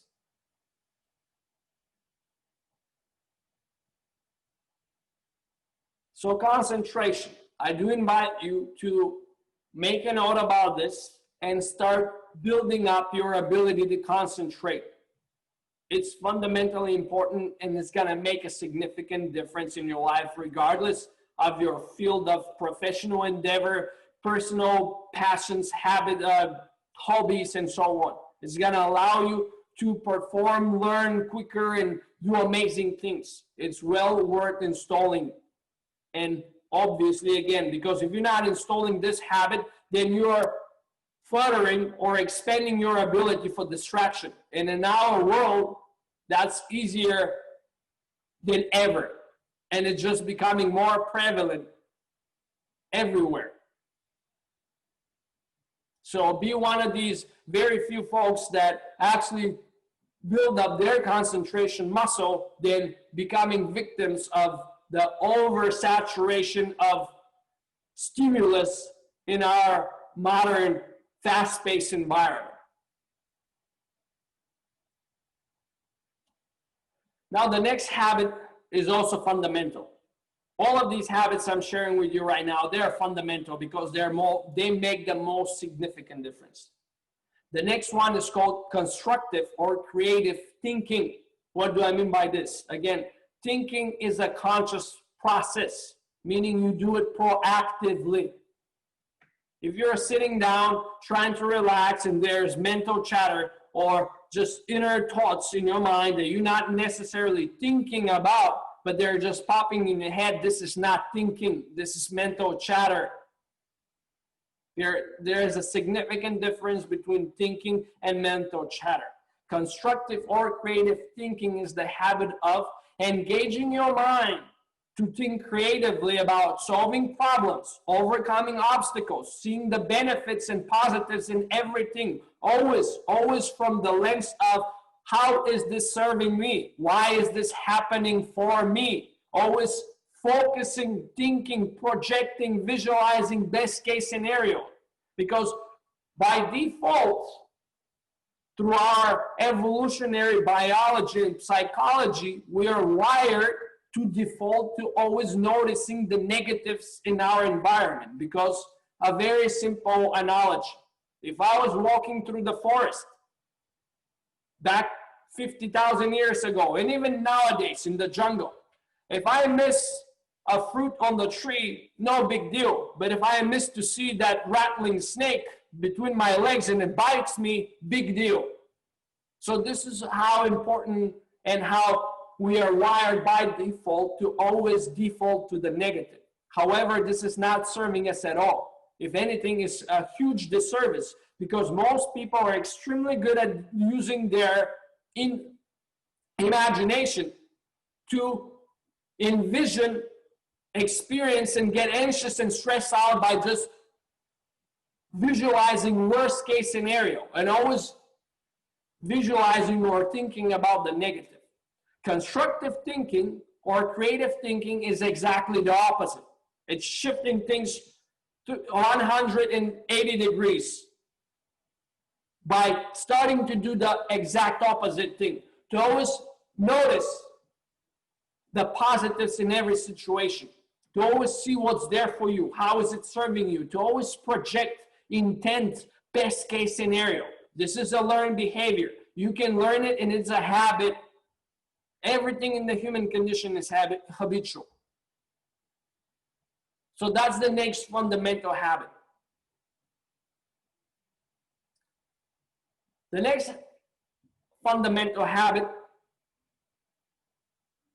in a lot of respects and regards, we can develop, but only through meditation practice and mindfulness, because it's the habit of self-awareness and self-reflection.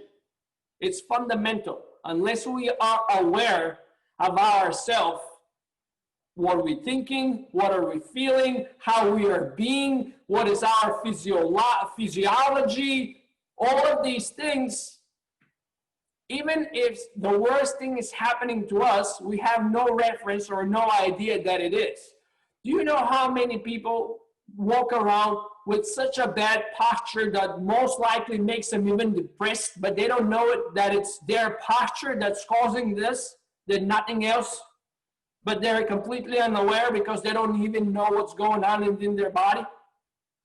I have a client that I always remind each and every single time I see him, hey, be conscious of your posture. Be conscious of your posture. Be conscious of your posture, because he has a very bad posture.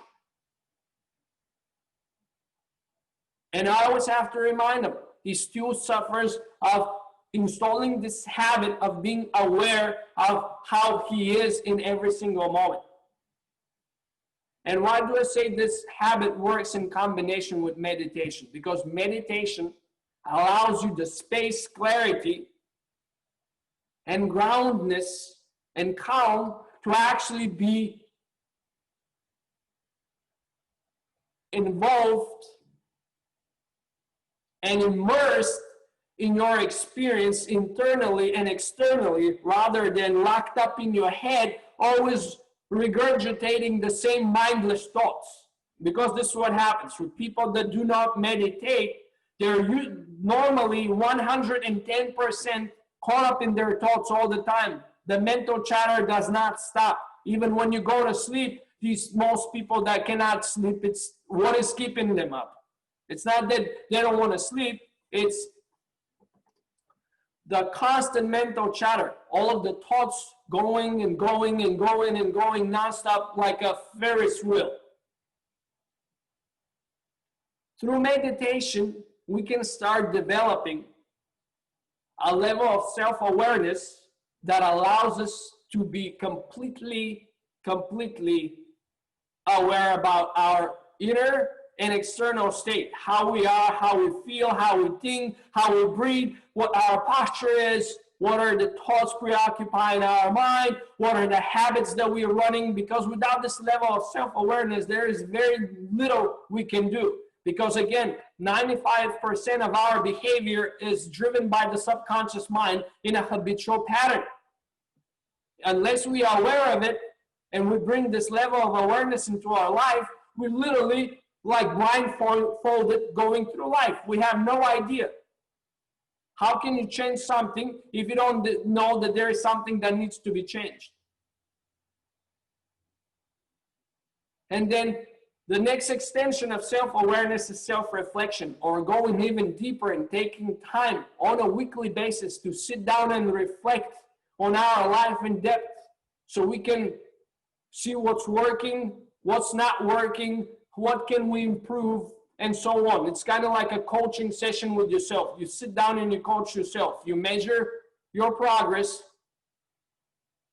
where you stand with your business, with your projects, with your habits, with your behaviors, with your relationships, everything that your life revolves around that you care about, and you start reflecting on it. What did I do? What did work? What does not work? What have I tried? What can I do differently?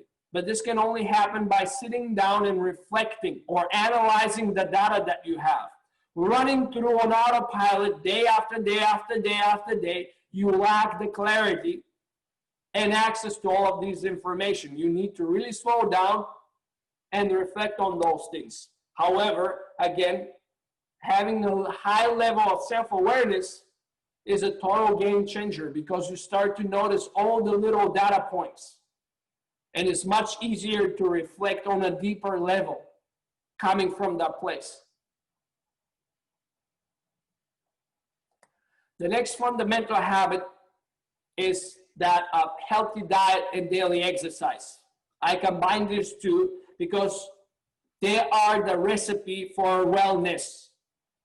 First, we start with the diet we have, and I don't mean diet by not eating enough or eating less or all these things. It's about the type of food we intake.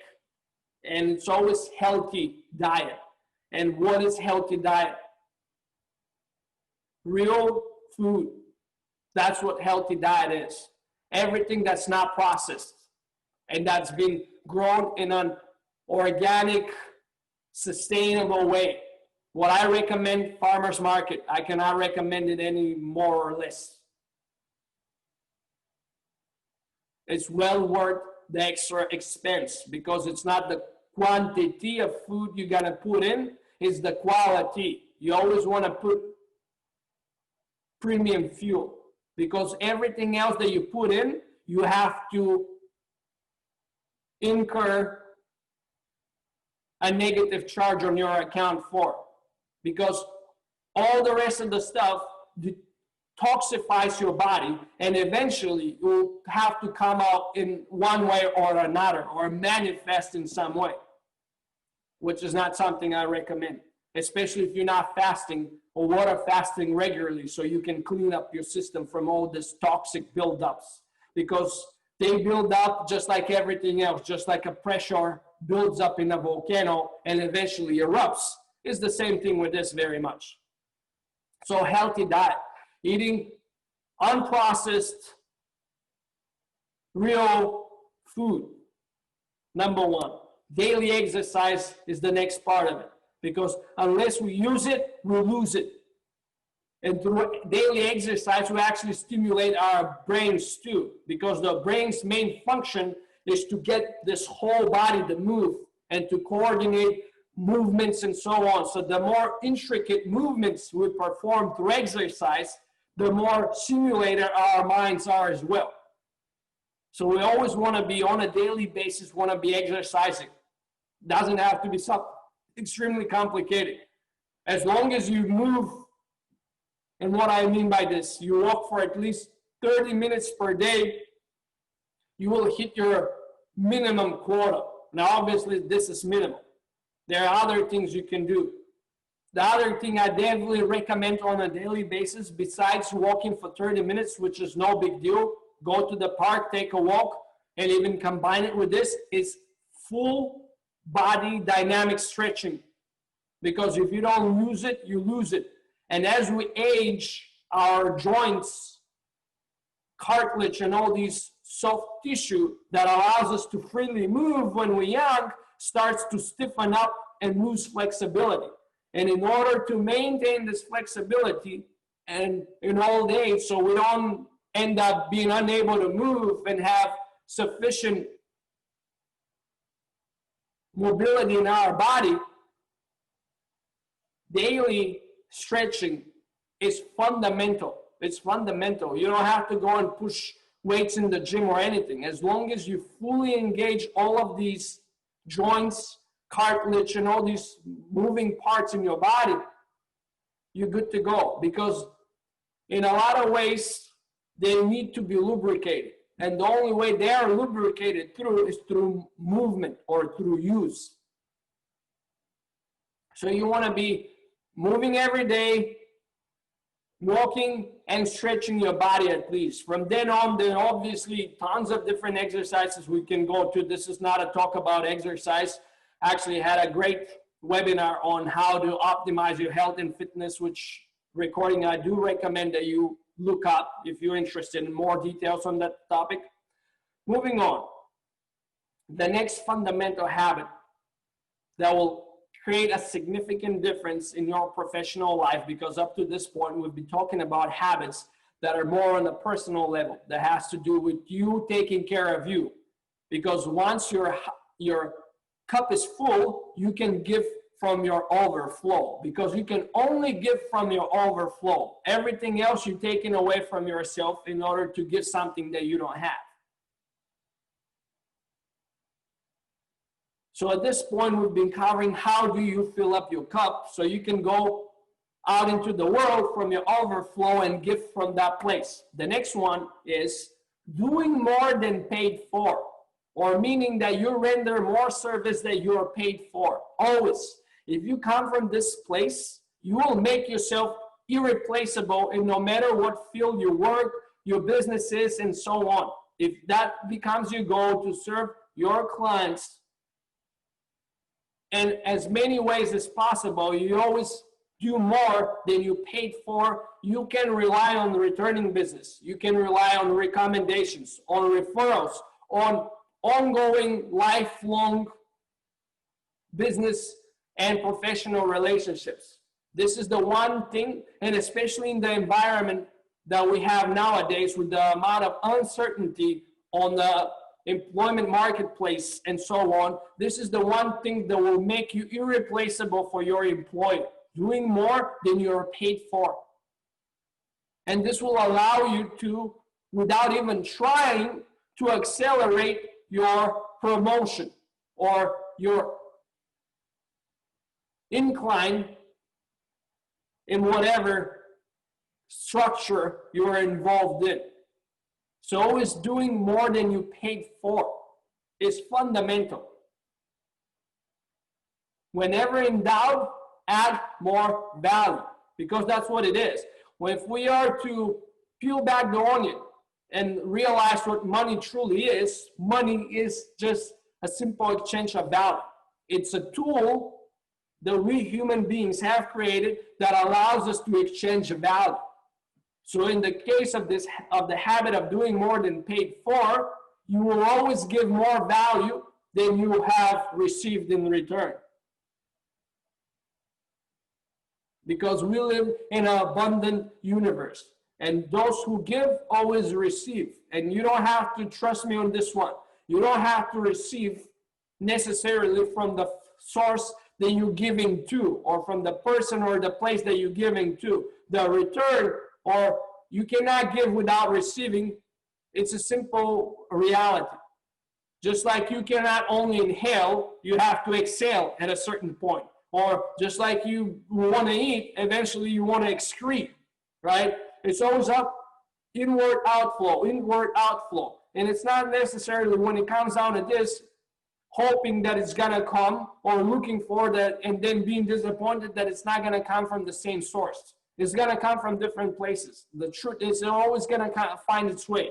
If you're giving more than you paid for, you can be sure that there will be generosity and abundance flowing back into your life from one place or another. I can guarantee you that. Just like I'm doing this webinar right now. It's free. I've already been on it for 2 hours nonstop, sharing with you very powerful insights. I don't expect anything from you guys in return, from a sense of like, oh, give me a donation or anything like this. But I know that by showing up, playing full out, and giving you as much as I can from this genuine place of service and generosity, there's gonna be other ways that this generosity will come back and flow into my life.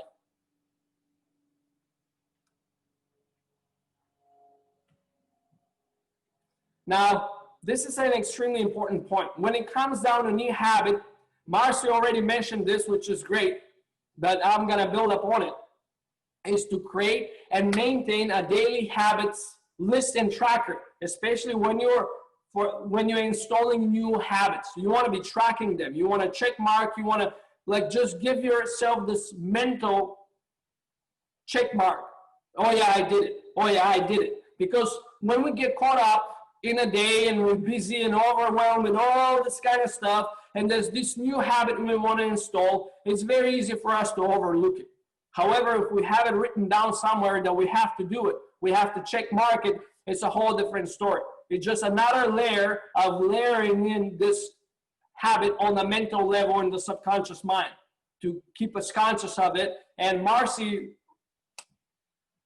offered or have a great idea for an app to gamify it, which is wonderful, and actually exchange or accumulate points for the habits you perform, depending on how tough or how much lack of desire or hard does it seem to you to keep on performing them, and then you can exchange them for allowing yourself to pamper yourself today and just maybe have some junk food or watch some junk TV or whatever it is, just to reward yourself for doing all these good things for a long time. So creating an amazing habit tracker. What I would recommend, I'm gonna post the link here in the chat box, but I would definitely recommend, if you haven't yet, to go to my website, venturelimitless.com, and to sign up, scroll down to the bottom of the page and sign up for my newsletter. Because if you do so, I will reward you in return with an amazing advanced calendar, monthly calendar system that also has slots for you to track new habits that you install. So if this is something you're interested, go ahead.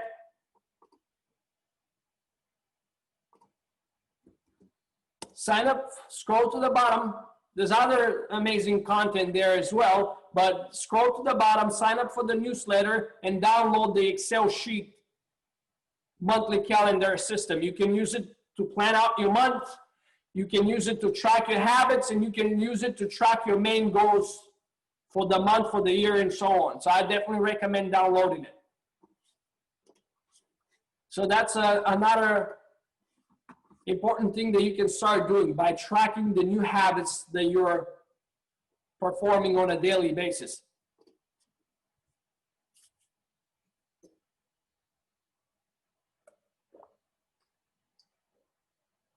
Now, let's address the elephant in the room. Now, many of you probably wonder why is it so hard to install good habits, and why is it so easy to install bad habits? Well, here's the thing. It's a very interesting reality that exists there. When it comes down to bad habits and why they're so easy to fall into and build, is that they offer immediate gratification, meaning that the moment we do them, we have an immediate result and effect. Smoking a cigarette, for example, eating junk food, watching junk TV, taking some crappy ass prescription drug, drinking alcohol, whatever, doesn't matter. There's an immediate result. This is why it's so easy to fall into the trap of installing bad habits. On the other hand, positive or good habits work on a cumulative effect, meaning that over time, they start to deliver results. You cannot expect immediate results from them right away. This is why it's so hard. With good habits, the curve looks like a wave going up. It takes a while.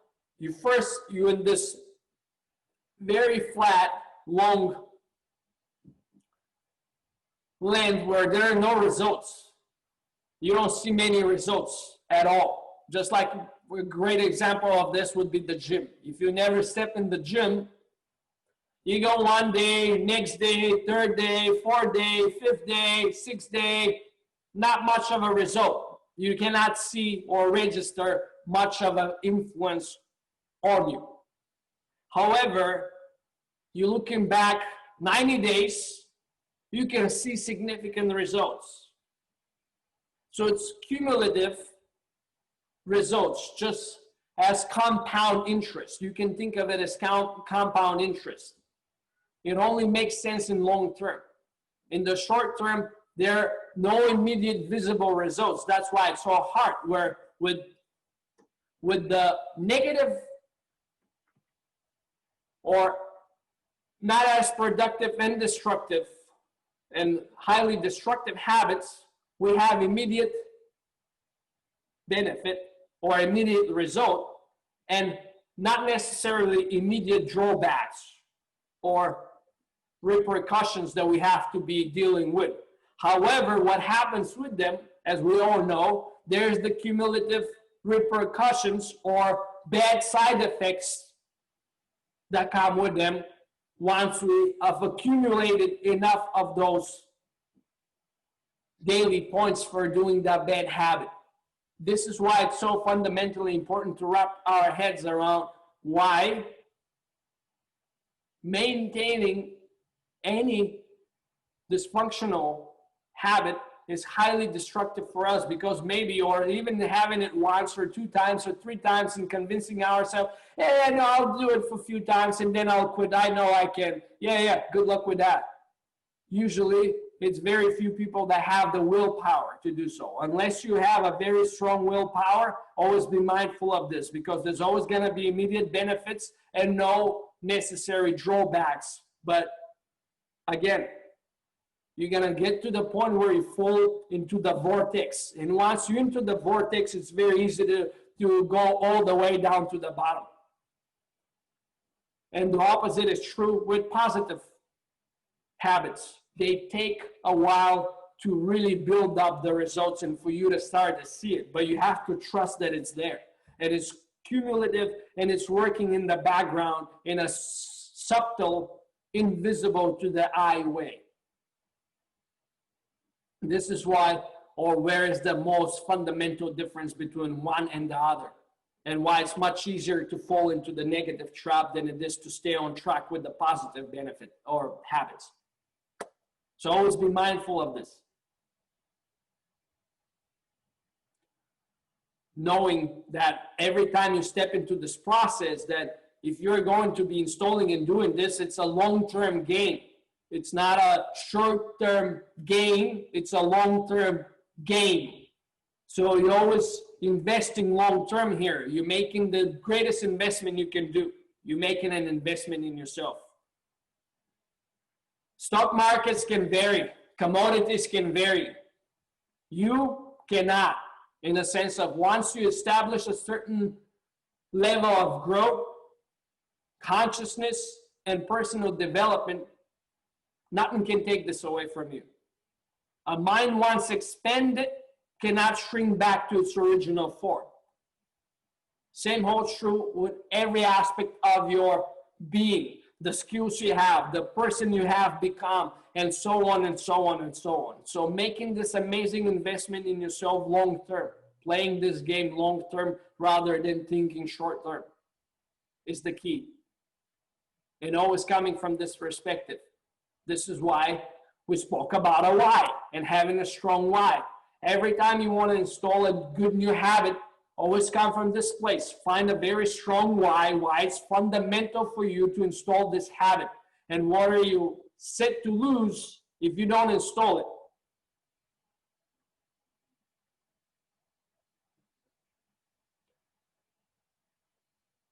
The next point is sitting down and reflecting based on your either professional or personal pursuits, your hobbies and passions and so on, purpose in life, vision, and so on, and goals to determine which habits would be beneficial to you and will empower you to get to your destination, to your North Star. Because without this level of clarity, you can be installing a lot of random habits for no good reason. But if you want to become strategic about it, then you want to be very conscious of, okay, what habits do I want to create? Because this is where I want to go, or this is what I want to be doing in life. This is what I'll be better at. This is how I want to be able to add value, to be of service to others, and so on. This is what fulfills me, and this is how I can be of service, and so on. So you can find those complementary habits that will empower you to strive and thrive in your professional or personal field of endeavor, whatever that is. You want to sit down and be very specific. What habits would enhance my being? What habits would propel me forward? What habits would allow me to unfold into my ultimate potential? So coming from this place and becoming very strategic about the habits that you want to install and finding I would recommend at least one habit to install every month. And then you can build up. Once you roll it in 30 days, it's much easier to maintain, and then you can add a new one, a new one, a new one, a new one. And keep on expanding these habits. And obviously, as you go and install certain habits, there'll be ways for you. You'll start to see ways so you can upgrade those habits or add anchoring habits on top of them or complementary habits, because it's much easier to build a habit upon an already built good habit than it is to start a completely new one.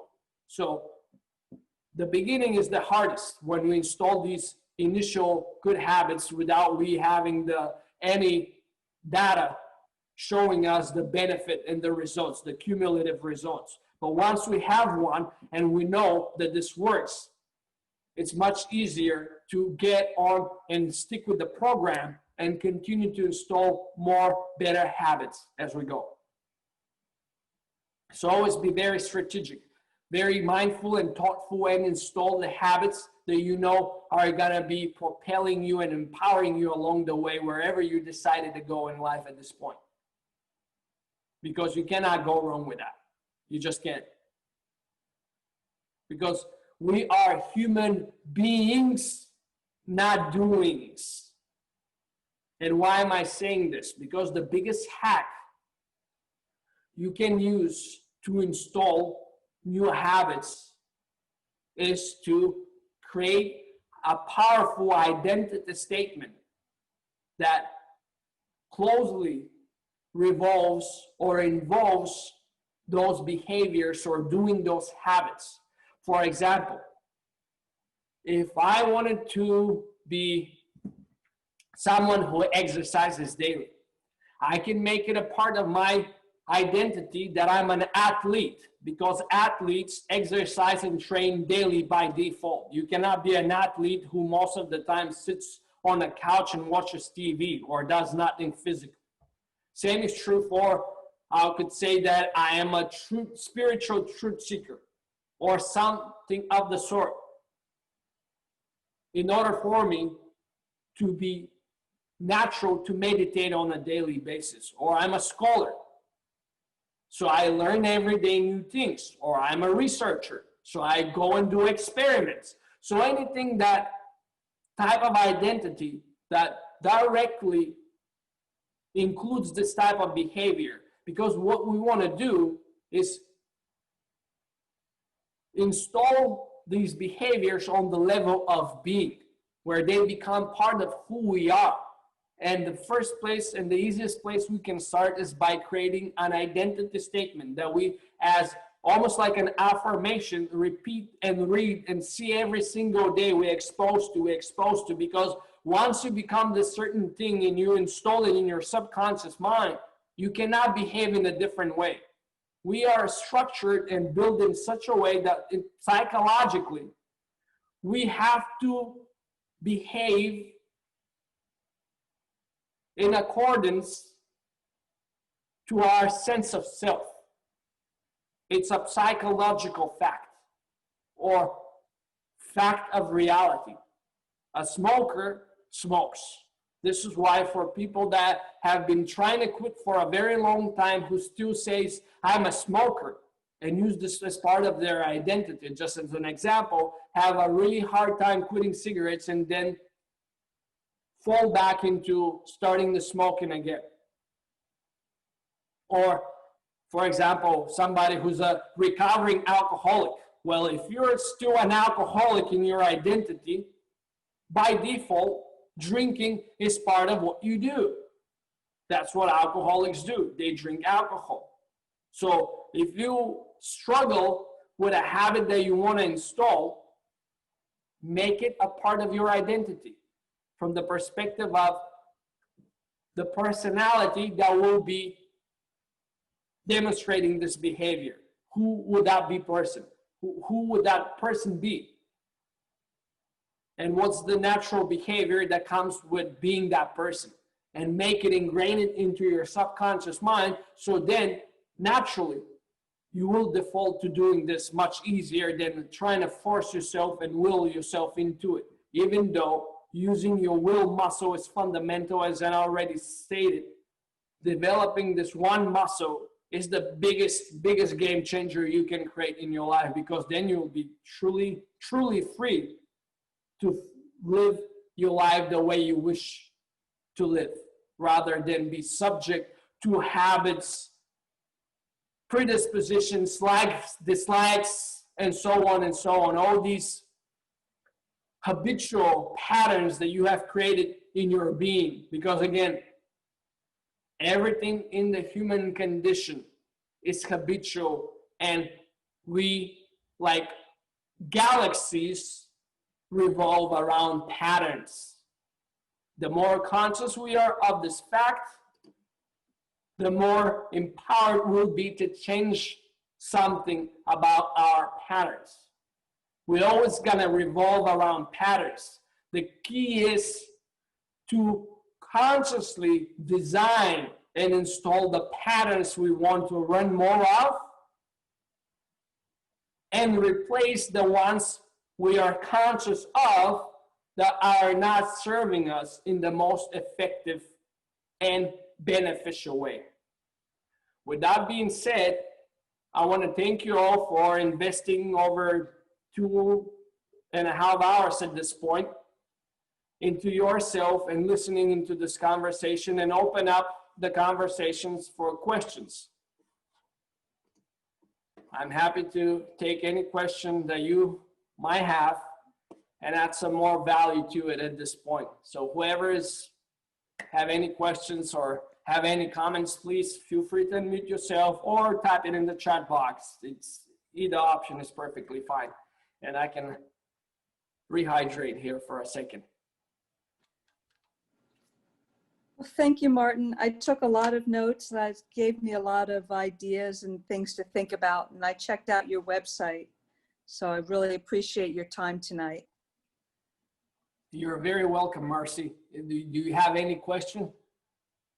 Not right now. Thank you.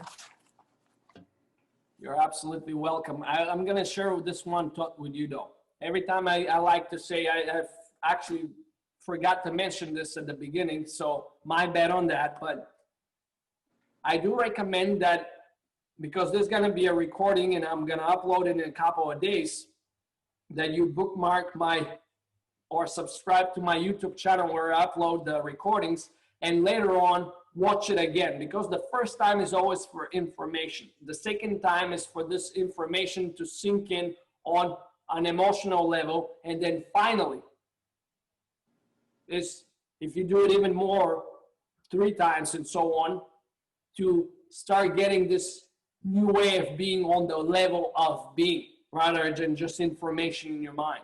So I do recommend that you watch later on, because as our mind expands, the way we see, hear, and acknowledge things is very different. And sometimes we hear things that we didn't hear before. I've noticed this with myself, with some very advanced, deep esoteric books. The more you read them, the more new things you start to see and hear.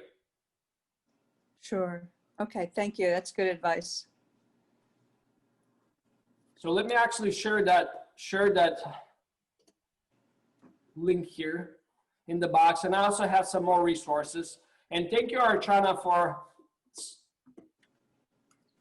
joining me again, even though a little bit late. Thanks, Martin. I joined very late, but still I got a lot of information from you. Yeah, well, there's going to be the recording, so you can definitely watch the recording later on if you've bookmarked my I page. did. Yeah, I Okay. will. Great, great. Let me actually post it there for Marcy, so she can do the same, and plus all of the other webinars are there for before. And I also have some pre-recorded lessons on all of the webinars I'm doing, because I do 12 different webinars on different topics, three every week, so 12 in total every 4 weeks. So you can watch the lessons for some upcoming webinars, because I still have 2 more coming up this month. The next one will be on how to create deep connections with others. And the final one for this month will be how to supercharge your mind and cognition. So those are 2 topics you're curious about, here's first the link to my YouTube channel, bookmark it. You'll find the recordings from previous lessons for everything coming up there. Let me actually share the link with you as well for all of the upcoming webinars, not the next two, but also in mid of September when I'm gonna restart doing or reset doing all of the webinars. We're gonna have some building up on what's already been shared at this point, because there's always something new that comes up and new ways to look at it. And as I continue to explore new sources of information and test out things, new insights pop out. So there's a list also for Eventbrite where all my different webinars and workshops are listed. Hopefully there's going to be some webinars coming up in the near future as well, which is something I really enjoy. But again, things got to Zoom. We can connect from all points of the world, which is wonderful. Another point I wanted to make is what are our next steps from here on that you can guys take, and if you want to stay engaged. Obviously following me on YouTube and watching the videos and so on is great. Signing up and joining me for another webinar is another step you can take. I'm contemplating and putting together a monthly subscription mentorship group that I'm about to launch in a month from now. And I'll be happy to share with you more. But first, if you're willing to and open to it, I want to extend to you, since you've been through the conversation for 2 hours at this point, a complimentary 1 hour long coaching session where we can actually go deep and crush whatever is holding you back right now, or any big challenge that you're faced with and you really want to make happen, especially when whatever it comes down to. Honestly, I love coaching and helping, empowering you and others such as yourself who are on a growth path and looking to enjoy an extraordinary life, to be able to have the tools and strategies and mindsets and heart set and all of these things to create an extraordinary life on your own terms. And it sounds to me, Marcy especially, but also Archana, that you guys are in a position where this could be of value. So I'm gonna post the link in there as well. Let me actually find it.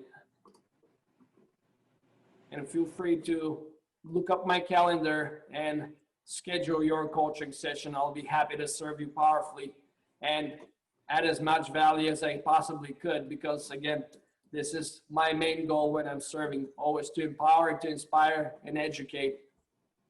Oh, Bob is back. Great. Good to see him again. Here is the link for the coaching calendar. Please feel free to schedule your coaching session, and I'll be very excited to serve you powerfully and be a coach if this is something that you feel is of value. Now, the next resource I have for you as well is my complimentary 5-day-long holistic transformation challenge, which you can take online. You can find it on my website, or I'll just give you the direct link so you can sign up. It's delivered through email. You get a new video every single day. There's plenty of value in it, and I definitely recommend doing it because there's very powerful exercises in it in a form of PDF documents that you download, and then you can fill out on your own time and so on. That's going to give you a lot of powerful clarity that I definitely recommend you going through if you're serious about the personal transformation. And obviously, from what I hear and seeing you again, Archana, coming again, and you, Marcy, having all these amazing habits already, meditating, working out, and all these great things, I definitely recommend doing all of these exercises. They're going to give you a lot of value and clarity, for sure. Absolutely. It's going to be a fundamental game changer, especially if you haven't done those exercises. One of which would be to actually create an empowered identity statement. Another one would be to find your why you're doing something, and so on. So I definitely recommend signing up for the challenge and going through all these exercises as well as all of the content, because there's a lot of value in it. A lot of value. I don't create anything if there's no value in it. There's no point. And finally, again, I already mentioned this, but I have plenty of upcoming webinars coming up towards the end of this week, and also a whole bunch of them again coming up next month, starting in mid of September. And I'll be very, very happy to see you tuning in again and serving you powerfully as anyways as I possibly can. And again, I do want to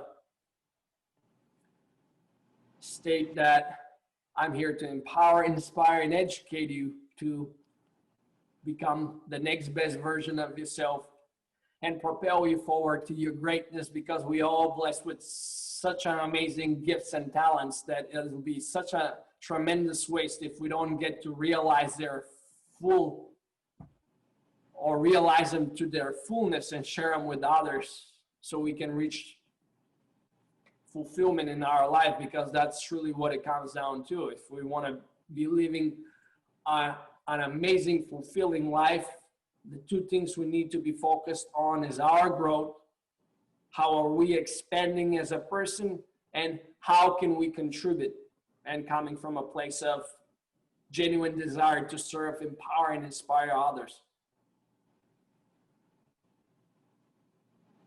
Actually, you cannot. It always has to be through Eventbrite, unfortunately, because it's going to be too much work for me to start implementing an option that allows me to do it through there.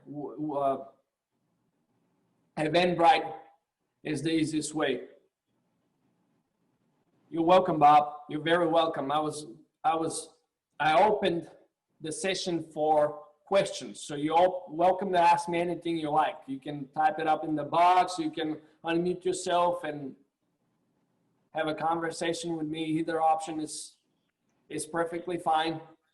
And I also, because I know you had to leave earlier but then returned, please bookmark my YouTube channel. The link is up here in the chat box. I don't know if you can see it. I'll post it. I'll just share it with you privately right now, because the recording for the webinar, you'll find the recording there posted in a couple of days, so you can catch up on the things you missed throughout. And then there's also some other links I shared. I don't know when you tuned in, but also I offer a complimentary coaching session. So this is the link for it, and you're welcome to check out my calendar and schedule your complimentary coaching. And also the online challenge. I definitely recommend taking and going through the challenge and doing especially all the exercises. Very powerful, very powerful. I've shared there very powerful exercises that you can just do now and save the forms and do them later on, a year later, 2 years later, just to gain clarity again and have a lot of very strong idea of who you are, where you stand, and where you're going in life, and so on and so on. So I definitely recommend taking advantage of these resources. And again, I would love to answer any questions or hear any comments that you guys have. And thank you again for allowing me to serve you powerfully and sticking around for so long and making this wonderful investments in yourself. The most important thing, obviously, is to take action on the things that you resonated with during this conversation today and apply it into your life, because knowing and not doing is the same as not knowing. By knowing more, nothing in your life will change. It's only when the rubber hits the road, when you take action and you implement it in your life, when you can start to see the results. Other than that, it's just entertainment. And I would imagine there are a lot more entertaining and distracting ways to go and entertain yourself if that was your purpose. So please take action, stay vigilant, be your best, kick ass, go out, play full out, and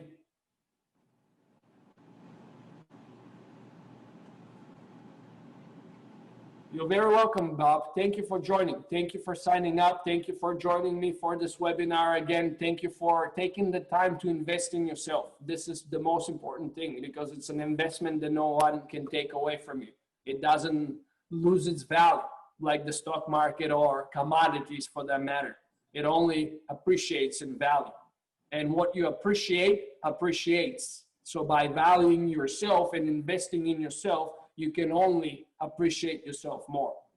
And having self-love is obviously something fundamental, or one of the most important relationships that we need to develop in this lifetime, the relationship we have with ourselves. And that's actually in the next upcoming webinar on Wednesday at 4 o'clock Pacific time, I'll be talking about actually how to create deep connections with others.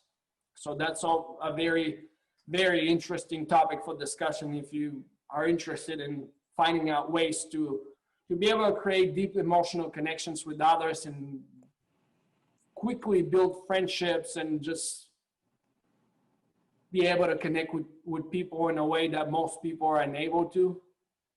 It'll be a very, very eye-opening experience and a lot of insights will be there. So please join me then. And if anyone has any questions, I would love to answer them.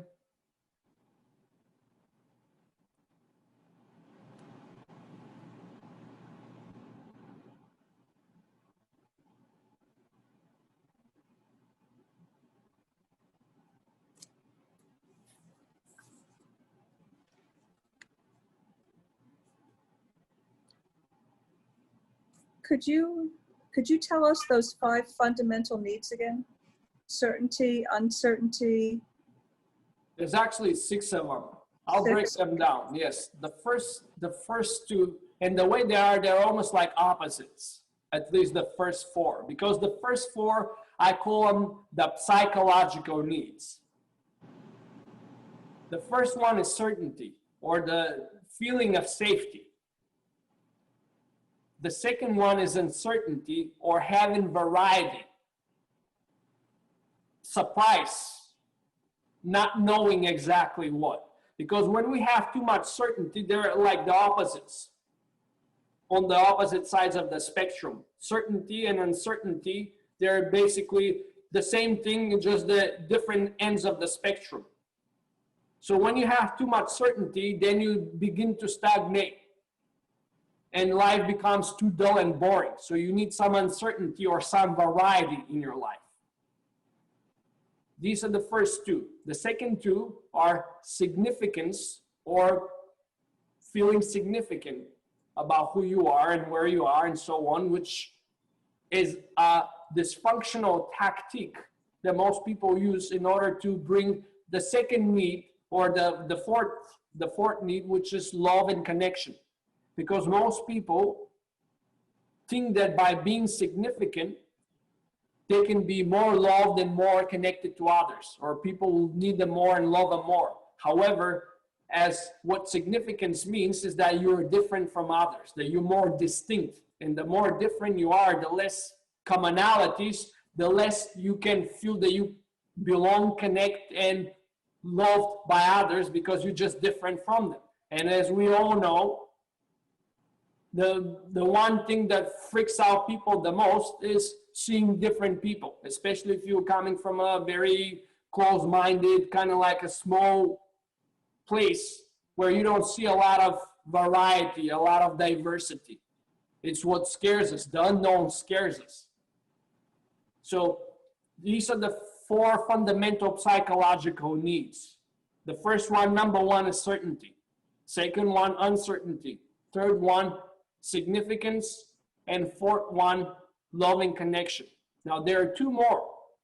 This is what I call the needs of the soul, or our true self. The first one of them is growth, and the second one is contribution. And these 2 are necessary to create a fulfilling life, or to experience fulfillment in your life. Without them, we can be going through life, but we're always going to be lacking something. We're always going to feel like our life is not complete. And again, they're not necessary psychological needs, because there are a lot of people that go through life never doing those 2 things. or they at least grow through a retroactive way, through pain and suffering, through struggling in life, but not on a proactive level. Because there is a significant difference from investing in yourself to grow proactively by taking actions, taking steps, putting yourself in challenging circumstances and so on, than it is then staying in your comfort zone and waiting for life to kind of like shovel it in your face. Because it's not a choice we have to make. The only choice we can make is how do we choose to learn and grow in life. Life is a school. We are here to learn and grow. There's just different vehicles for that. One we can hop on, the other one kind of like comes and crashes in us or at us. So those are the needs, and they're extremely, it's basically a model of psychological needs that all human beings have that drive our behavior. And if you are to peel back the onion and reflect deeply on your behavior, you will notice that most of your behavior and your habits that you have, the patterns that you run, are driven by one of these first four. Okay, thank you very much. Sure, absolutely.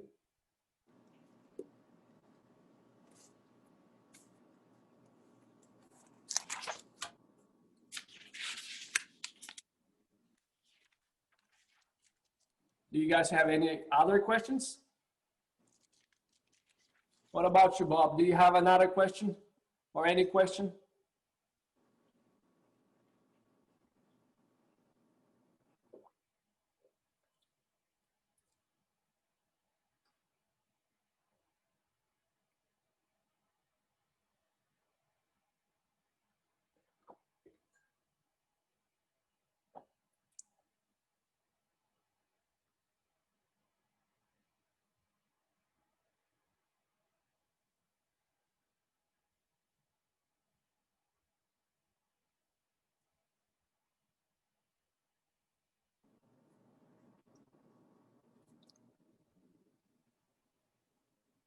Well, in that case, I would bring this webinar to close.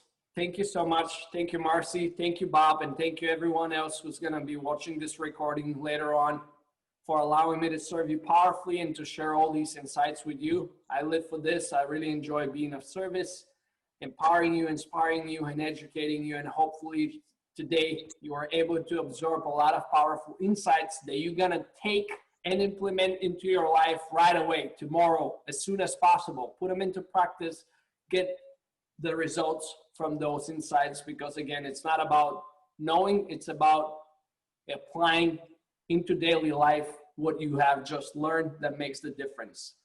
With that being said, thank you all. Love you very much. Have a wonderful evening, and I'll see you next time around. I hope you're going to be joining me again for another webinar. See you all. Thank you. Good night. Good night. Bye-bye.